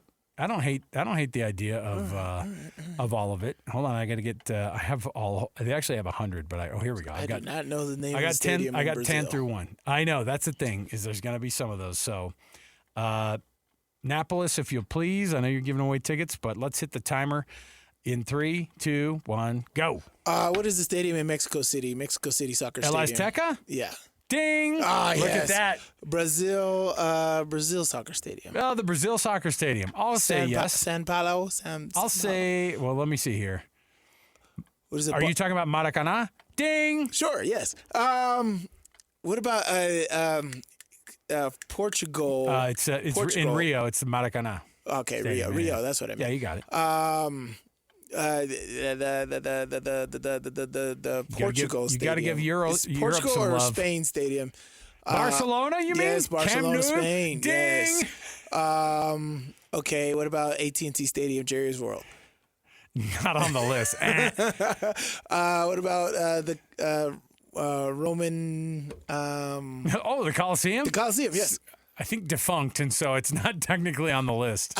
You said for anything. It could be I for did. tours. I think the people who have been dead and gone for 1,000 years probably have a point. Hey, I saw Russell Crowe in there. We're giving them 10 extra points right 10 here. extra seconds. All right, I'm done. There you go. So they listed 2 college stadiums in the U.S. and no NFL stadiums. It's College rife. stadium. This is rife with soccer, but also the Big House and the Horseshoe made the list. The Big House? Yeah, I'm surprised that like the Rose Why Bowl. did they go to the freaking Big Ten? Look, I don't know. They took that over to Alabama's and the Tennessee's. Well, you don't think of Alabama Rocky and go, Top? wow, that stadium. I know it gets crazy, but it's not iconic. Right? Their team is iconic. What about I don't think, Annapolis? Did you have any more guesses? That's different. If you're gonna go world soccer, is soccer the majority of the list? a lot of the list. Yeah, I watch those matches and it goes Big one. ham. Wembley. Nice. Oh, for tennis? Bernabeu? No, not Wimbledon. Wembley is the big soccer stadium, like the central soccer stadium. In London? Yes. What did you say? The Rodeo? Bernabeu. The what? I don't In know what Madrid. that is. No, it didn't. It's not on the list. Tottenham Stadium's on the list. Aren't those? Isn't that your team? Oh no, you're like Leicester or something like that. El Azteca made the list. Estadio Monumental. Here's the thing that's crazy. This is where River Plate plays their games. It was number 5 on the list, and I was like, "That's crazy." What is that one? That's where the second largest soccer team. I'll probably get beat up for saying that. Plays their games down in Argentina. Ibrox in Switzerland or in Scotland. Dortmund, Germany, where I'm assuming where Dortmund plays, and then number 1 on the list was La Bombonera. Are you familiar? This is Boca Juniors, also an Argentine team. So 2 teams in the top 5. I should have just stayed with Soccer? Yeah. Yeah. Probably. I was trying to venture Lots of out. baseball teams are pissed because they're like, the vibe at the Yankee Baseball Stadium's is the not. best. No, it's not. I don't think so either. It maybe used to be late 90s or something. Especially because my Mariners just lost to the Yankees for the 2nd day in a row. Pissed. And up in Seattle, too. All right, we'll take a break. We will come back. When we return, Mike Folta, radio play-by-play voice of the Utah Mammoth, going to join us on the program, and we'll get Mike's thoughts on what these last 7 games are going to look like for this Mammoth team. Stay here, 97.5, the KSL Sports Zone. Make game day yours. Tickets, food and drinks, stats, and streaming. Everything you need is in the Utah Mammoth app. Download today and make game night easy. Download on both Android and iPhone. Tusk Top. Derek Overstreet, founder of the New Millennium Group. We're a financial planning firm. We have advisors standing by right now to take your call. 888-999-6370. The reason you're going to want to call is we're going to help you retire 3 to 5 years before you thought possible. The way we do this is by putting together a step-by-step plan. So if you're one of those people listening and you'd like a plan in writing, give us a call at 888-999-6370. That's 888-999-6370, or go to utahsfinancialplanner.com. Hey, sweetie, your mother showed me this Carvana thing for selling the car. I'm going to give it a try. Wish me luck. Me again. I put in the license plate. It gave me an offer. Unbelievable. Okay, I accepted the offer. They're picking it up Tuesday from the driveway. I haven't even left my chair. It's done. The car is gone. I'm holding a check. Anyway, Carvana, give it a whirl. Love ya. So good, you'll want to leave a voicemail about it. Sell your car today on Carvana. Pickup fees may apply. Your home for the best coverage of the Jazz, Utes, and Cougars is right here on The Zone. This is JJ and Alex on 97.5, the KSL Sports Zone. As a middle school saxophonist, this and Careless Whisper, those were the top of the list for saxophonists. Bro. But it's such funky saxophone, you could never pull it off. Oh, no. You could try to do Careless Whisper and you could kind of pull off a version. I played the saxophone back in the day. You did too? That was terrible. I still have one. I can play a lot of Christmas songs. I don't know why I have one. You still have it? Yeah, my wife can never win the bet to make me play. Is it an alto sax? Yeah. I played all three. I played baritone and tenor, and then later on as an adult, I bought myself an alto sax so I could play the Christmas songs for the kids to show them that I actually did learn an instrument at one point. I forgot why I have one. I sure enough You didn't do it in middle school? Oh, yeah. I did it from fifth grade all the way to 10th grade. And then my mom came in my band class in 10th grade, and she was just like, all right, you can quit. She was like, it's that bad? I was like, thank you, finally. So I'm out this thing. Yeah, I liked it, but when we moved from Texas to Seattle, I told my dad, I was like, there were two things I wasn't going to do anymore. I'm not playing the saxophone anymore. I'm just doing, because in Texas, they're like, well, at some point too, like I'm like football's king, you know, but marching band is a huge freaking deal too. Yeah, it is. And so people were like, you either tried to be football or marching band. And when you get up to Washington, they were like, no. In Washington, they said, oh yeah, you can do both. And I was like, no, I can't. I will not. I'm just doing football. Me and my brother did both. See, and that's the thing is like there were places that there was okay to do both. In Texas, it wasn't because it was like, dude, you better play football. It was more like you have to dedicate yourself to football 100%. Or you have to dedicate yourself to marching band 100%. Definitely was not like that everywhere. Which is wild. I love the idea of you playing in the band while you were also playing football. No, I don't. I did in middle school. Your football pads with holding a freaking saxophone. You marched in your pads too? Yeah, it sucks. This is I need no, yearbook footage. There's no footage. I've deleted and burned all of it. It's all went in my bonfire last night. Just, you know what? That has created an image in my mind that I respect you more. No. Sly? No. Hey, just know I'm a guy. I do it all. You need contracting work. You need electricity, plumbing. I do all that stuff, man. I even played the saxophone back in the day. You know, it's the more you know. You know, Alex, it's crazy. All right. We just got news that the Mammoth, even professional athletes and the radio play-by-play voices that travel with them, run into travel delays. I guess there's an issue getting into Seattle on time. Yes? That's kind of a bummer because I have to fly up to SeaTac this weekend. I don't like to hear travel delays. For chartered flights, what do you think it's going to be for me, I think I'm in the steerage section of Frontier. I hope you have pre-check. That's all I say. No, I told you, like I'm trying to do this on the cheap because we have to go up a couple times. Right. And I'm honestly on Frontier. I don't know if I should be saying it, but they are the absolute worst. I don't know if I've ever wanted to fight. You know what I love is that Napolis is a young man in his 20s, and so he has thoughts. He's like, I can tell you the cheap, cruddy airlines you need to take, my guy. Oh, I got the routes for you, buddy. He's like, Delta points? Never heard of you. That's how I know you're old. That's the number one how I know you're old. Is how many Delta points you have? Is how many Delta points you can do. You can rile up here. So that it is. It's an old guy move to have Delta points. DJ's here. Look at him. DJ, you want to be Mike Folta for the for the segment? Nah, it's fine. He's all good. He's passing it on. No, man. He pretend like he didn't hear us. It's fine. It's all good. We're all good. I would have given him 2 minutes for Real Salt Lake. So, yeah, travel delays for the team. Regardless, this Mammoth team obviously have a lot on the tip. So, Sly did something during the break here. He was looking and he goes, oh, man, the Mammoth lost to the Blackhawks recently? And I was like, oh, yeah. And then he goes, they lost twice? And I had to break the news to him here in the studio that the Mammoth are 0-4 this year against one of the worst teams in their division. In the league. Matchup-wise, it was not good for them. They lost all 4 times they played. They're in Chicago twice, here in Utah twice. It's going to be, I think, 8 points that they're going to look at and go, how do we not get at least 4 or 6 out of that series?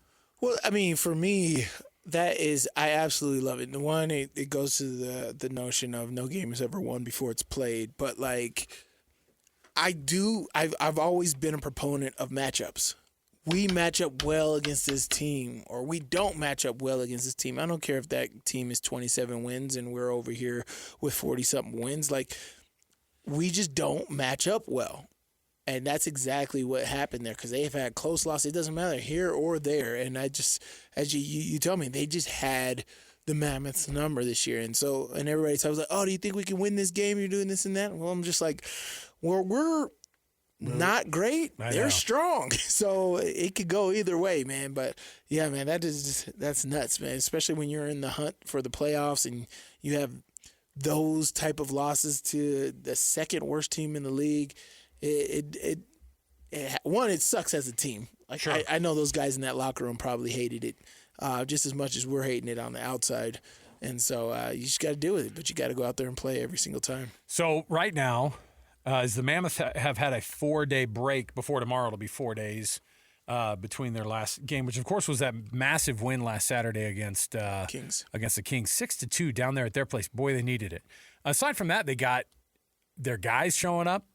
So it was a good mix of better goaltending because both Vitek and Veggie were having kind of rough goes over a week or so span. I mean, between the two, they gave up 12 goals at home in 2 games at one point.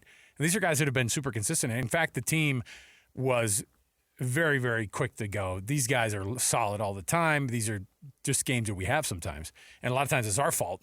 We don't help these guys out when I think that which team was it that won the Capitals, when they scored 7 goals, they had like 37 or 38 shots on goal. It was just absolutely crazy how much they were attacking. And that's on the defense, and they know that. And so they look and they go, and then the defense and the offense both look and go, neither of us did our jobs, and so we put our goalies in a bad spot. Right. So Veggie gets it back again, and he gets that 6-2 win, and then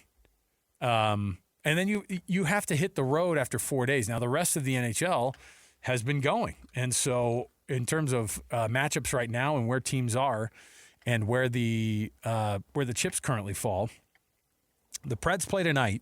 They're on that current 3-game losing streak.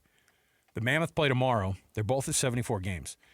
The Jets, watch out, are 1 point behind the Predators, who are 5 points behind the Utah Mammoth. The Jets are currently one of the hotter teams in the entire West. They're 6, and they've gotten 14 out of 18 points out of their last 10 matchups here, out of their 20 points. 16 out of 20 in the last 10 matches. So they've been playing out of their minds, and they're a really good team, and they have the best goaltender probably in the world. So that's a team you have to look at and go, they could show up and be the St. Louis of this year. If they go on a heater like the Blues did last year, if you recall, the Blues won 12 games in a row to be able to get themselves to the playoffs. If any of these teams goes, these last 7, if they go 7 for 7, and in the case of the Jets, that would make it a 9-game win streak or a 10-game win streak going into the playoffs. They will likely be the one who might steal that spot, that wild card 1 spot even. If you're a Mammoth fan, though, I think you're going to see this team put together. If they go 500 over the next 7 games, I guess it's 8. No, over the next 8 games, if they go 500, they won't be at. That would only give them 90 points. And they probably need to be between 92 and 95 to be able to say, hey, we're there. I think you need to go over these next 8 games. You got to go 5-3. And if you do that, you get your 10 points, you're at 92, you feel okay about it. If you go out there and you go 6-2, then I think you'll be in such a better spot. They will likely have that wild card 1 spot. And so there's a lot of hockey still yet to be played. The Mammoth have to go back on the road, and they have to take on the Kraken, who, by the way, just got shut out last night against the Oilers, who won that game 3-0. Guess who the goalie was for the Oilers last night, who got the shutout? Connor Ingram, former Mammoth. So all of these teams are fighting their butts off. Seattle's one of those teams too. Now, they haven't done themselves any favors because they haven't been playing very well. But with the Mammoth we have no idea what hockey playoffs feel like here in Utah, except for that we've seen them on TV. Some people may have gone to some Golden Knights games over the years. But the reality is, Sly, this is not. I don't think we're ready for how crazy it's going to get here. And I just would be so sad if it doesn't get here because you have a little mini meltdown before the end of the regular season. I mean, this 4-game break is huge, right? 5 of the next. Would you rather have the 4-game break, or would you rather just get right back to it because they played one of their best games in a long time? No. You need a break. All If right. you can get a nice win like they had against the Kings before you have a break, but these next 8 games are going to be they're going to be extremely crucial. 5 of them are at home, so that's great too. But you go against the Canucks, you go against Edmonton, you go against the Preds. Those are all guys that are neck and neck with you as far as your schedule and fighting for that spot. So there's going to be some great hockey that's going to be played here in the next couple weeks, man. So I think they're in great position right now to get it this 4-game break. You heard Serg, he's just like, this is a much-needed break for us right now. We can really get our bearings back, understand that we're still in control of our own destiny. We go out there and win. As you said, 6-2 is great. What if they go 7-1? What if they go 5-3? If they make it, and they get there, we got 5 home games. Normally, you're supposed to have home field, home court, home barn, home ice. Yeah, home barn. I like home barn. And so hopefully it just it goes in their favor with all that. And when they were on the tear here in early, was it February when they went on a tear? They had the best January to February 14th of anybody in the whole NHL. Great. So you get with a great game on the way out. You get a 4-game break, and now you still have that confidence from that 6-2 win against the Kings, and you go out in these next 8 games and you just crush it and just understand what it is, and that is playoff mentality as you head into the playoffs, and you just keep that thing rolling, man. So I think that break is perfect. But you can also get a 4-point swing in a lot of these nights when you're playing some of these teams who are around you in the standings, and so they'll have a couple of opportunities there. They're also playing some of the teams that aren't very good in the NHL. I think about the Vancouver Canucks. Everybody's kind of calling that a gimme, but we just also went over the fact that the Blackhawks. Chicago Blackhawks are not a very good team this year, but 4-0 against a Mammoth. Some teams just get your number, and some teams just kind of have it. If that's the case, I think we went through, because if you're a season ticket holder, you get kind of first dibs on the playoffs. This is not going to be an inexpensive ticket to get the first playoff tickets here in Utah. That's going to be huge. And I know the Smiths are going to market the heck out of it. Would Sister Sylvester be on board with putting down some of your child's college fund on the table for a hockey game? You can't frame it like that. I don't know if I would, but you can't frame it like that. I'll sell my wife. The baby can stay. She's out. Hey, Annapolis, cut that up. Let's send it over. Yep. What I love, I'm gonna be in trouble tonight. What I do love is people are going to do it. And if you can get a couple games at home, it's going to be great. I think you could have a lot of fun over here across the street. What's one thing that my wife and I agree on is we value experiences over a lot of things. Stuff. Of course, you have to, make it monetarily make sense, but we understand the value of experiences. You're in the moment, you make it happen.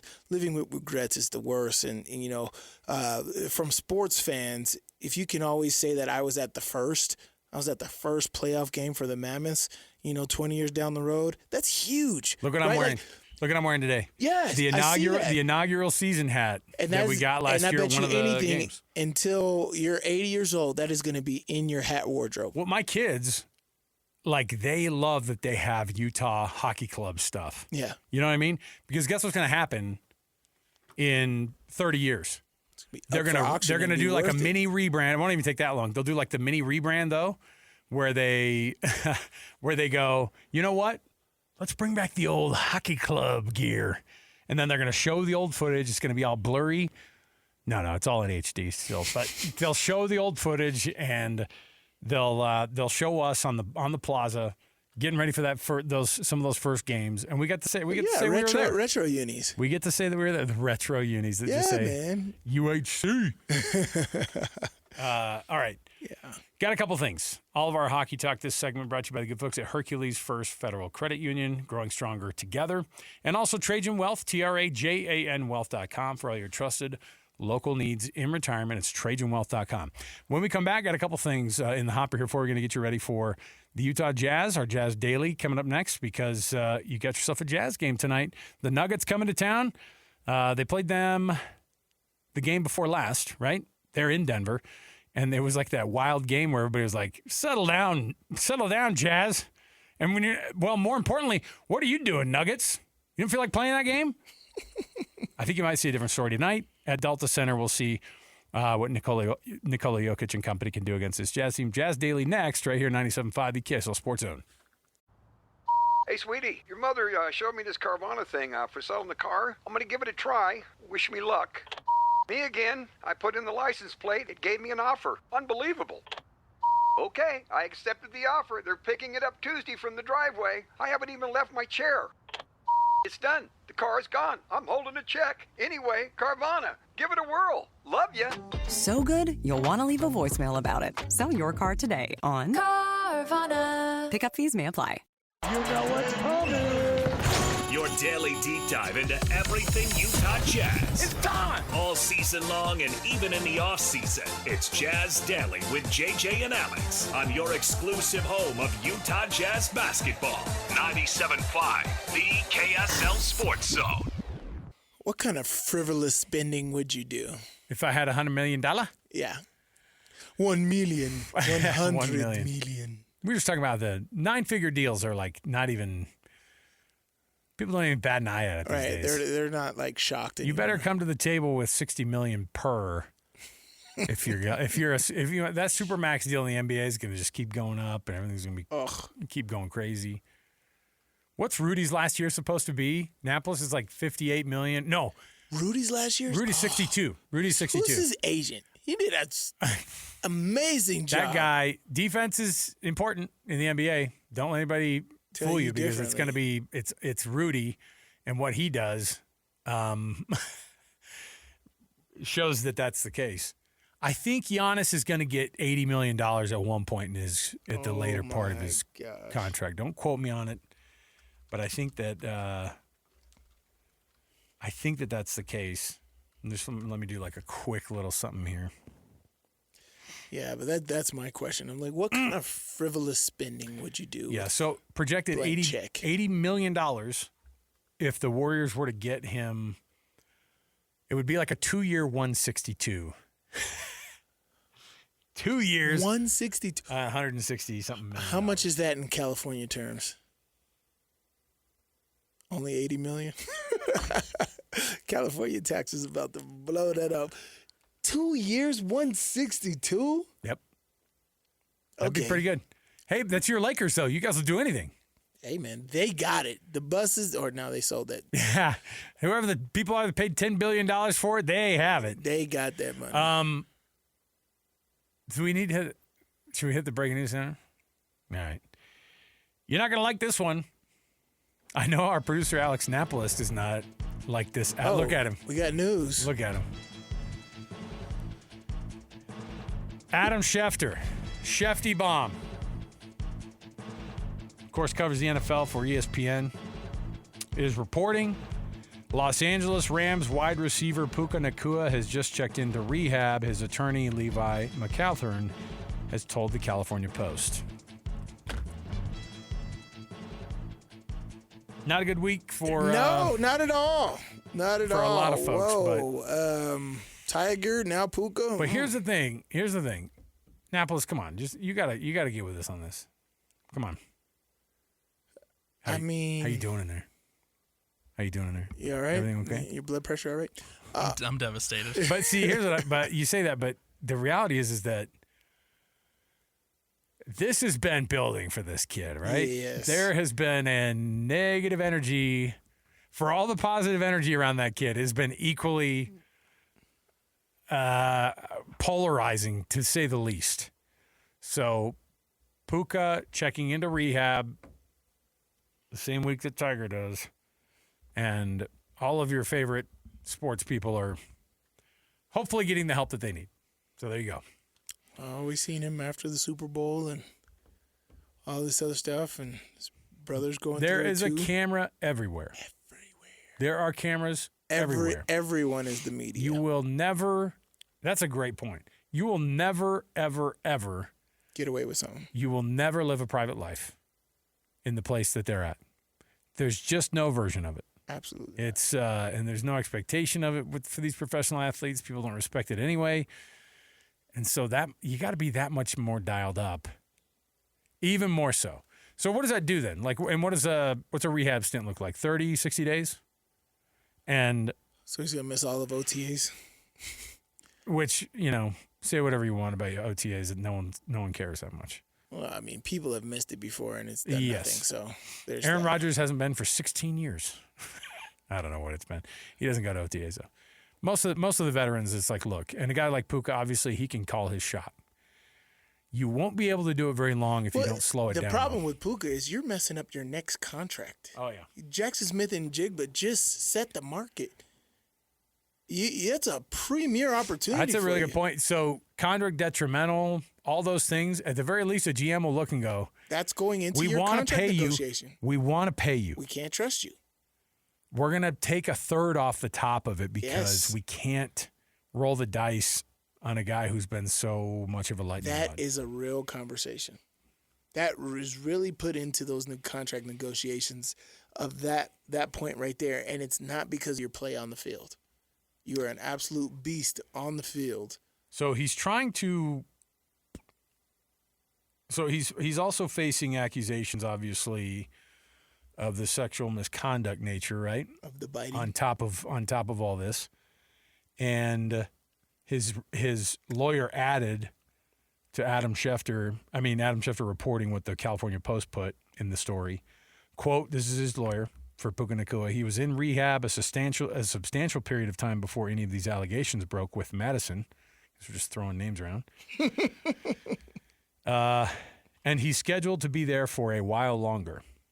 That's considerably worse, news-wise. That, one, he's been there for a big chunk of time, and he's going to be there, for a while longer. So, there you go. That is some wild news for your Rams there, guy. It is. I'll tell you, too, what's tough is, hey, my 11-year-old has a Puka Nacua jersey. You know what I mean? Enough said. Because this stuff floats around on ESPN at my house, and then what does an 11-year-old understand with all this? The heck's rehab? Who's Madison? Who's Madison? Yeah. Who's Madison? That's so you have to have this weird conversation, and yeah. Hey, don't meet your heroes. It's the thing, man. Oh, it's tough. That's not the case for all of it, no, though. I know, but I know. like, it's just a bummer. I hate that is a statement that could be true. You know who dude needs to hang out with? And he hangs out in commercials with him. You better get with Fred Warner like 100% of the time. Because I don't know what that guy does in his personal life. You know why? He makes it that way. But he's climbing buildings in the offseason. Contract detrimental. No, but I'm saying, like, you think of a guy who's as buttoned up as it comes, and on top of that, he's an all-pro. He's like, hey, let me put my arm around another all-pro and tell you how you got to dial it up, man. A BYU guy. Both BYU guys. Get Fred Warner's in that conversation. You get Taysom over there, and let's figure it out. Good old Taysom. All right. All right, yes, Jazz Daily, as we said. The Utah Jazz, of course, facing off tonight against the Nuggets. They lost against the Cavs the other night. Donovan got his 34, and it was fun to see those guys back in town, he and Sam Merrill. Tonight, Elijah Harkless out. Collier still out. Key is still out. Other than that, it's all the same. You're going to get a lot of young guys getting the start tonight.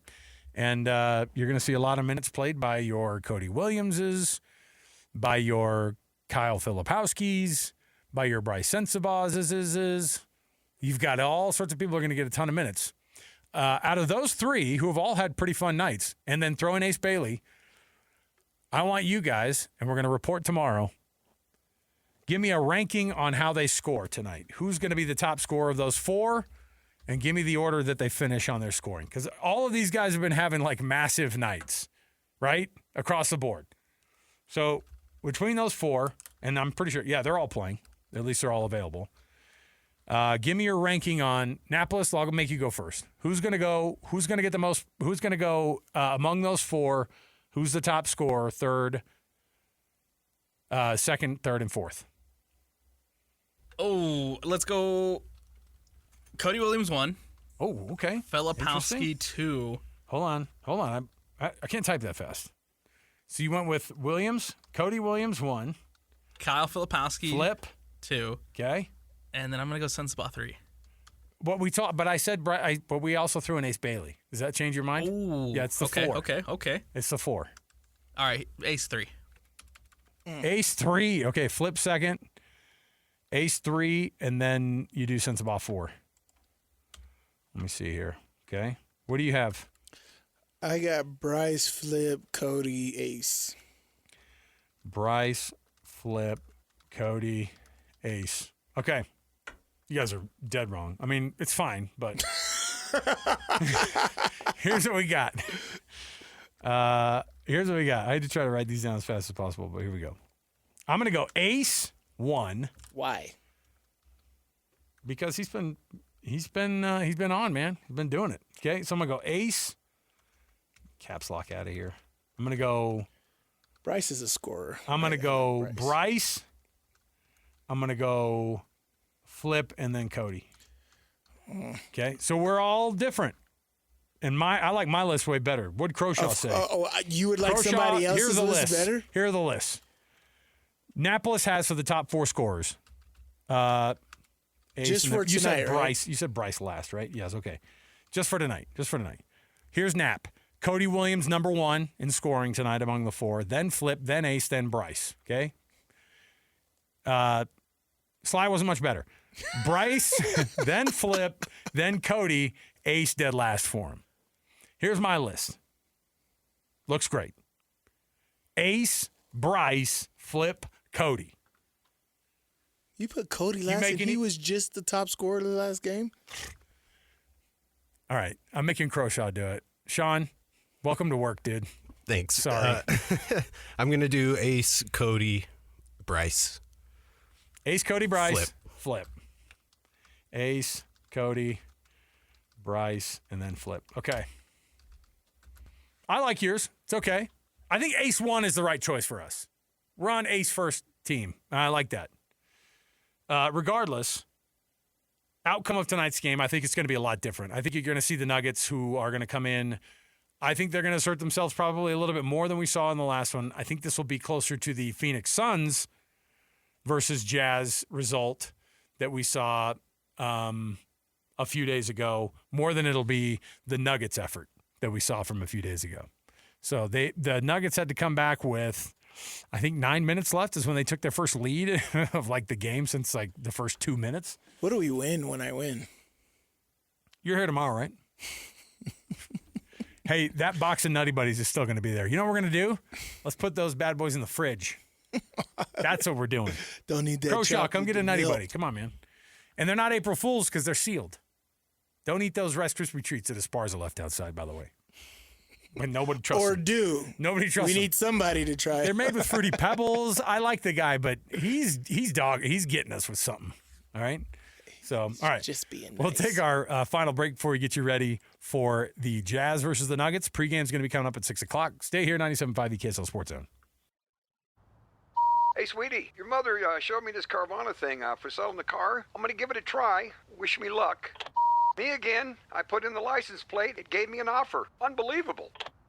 Okay, I accepted the offer. They're picking it up Tuesday from the driveway. I haven't even left my chair. It's done. The car is gone. I'm holding a check. Anyway, Carvana, give it a whirl. Love ya. So good, you'll want to leave a voicemail about it. Sell your car today on Carvana. Pickup fees may apply. Accessing. When TV and radio collide. Love it.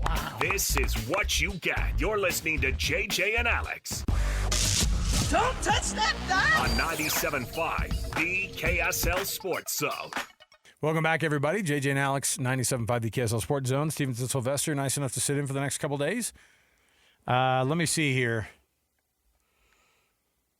How many rushing yards did Dampier end up with last year? I know I'm putting you guys on the spot. I don't know. 780 or 820. 830 or something like that, I think. Yeah. I think with the bowl game, he was up there. Yeah, he ended with 835. 835. Okay. There you go. Let's see with the guess. Yeah, I just remember Wayshawn wanted that last 19 yards to get him to 1,000. He was at 981. So Mitch Harper came on our program yesterday, and he said, I think Bear Bachmeier could be the best quarterback in the Big 12.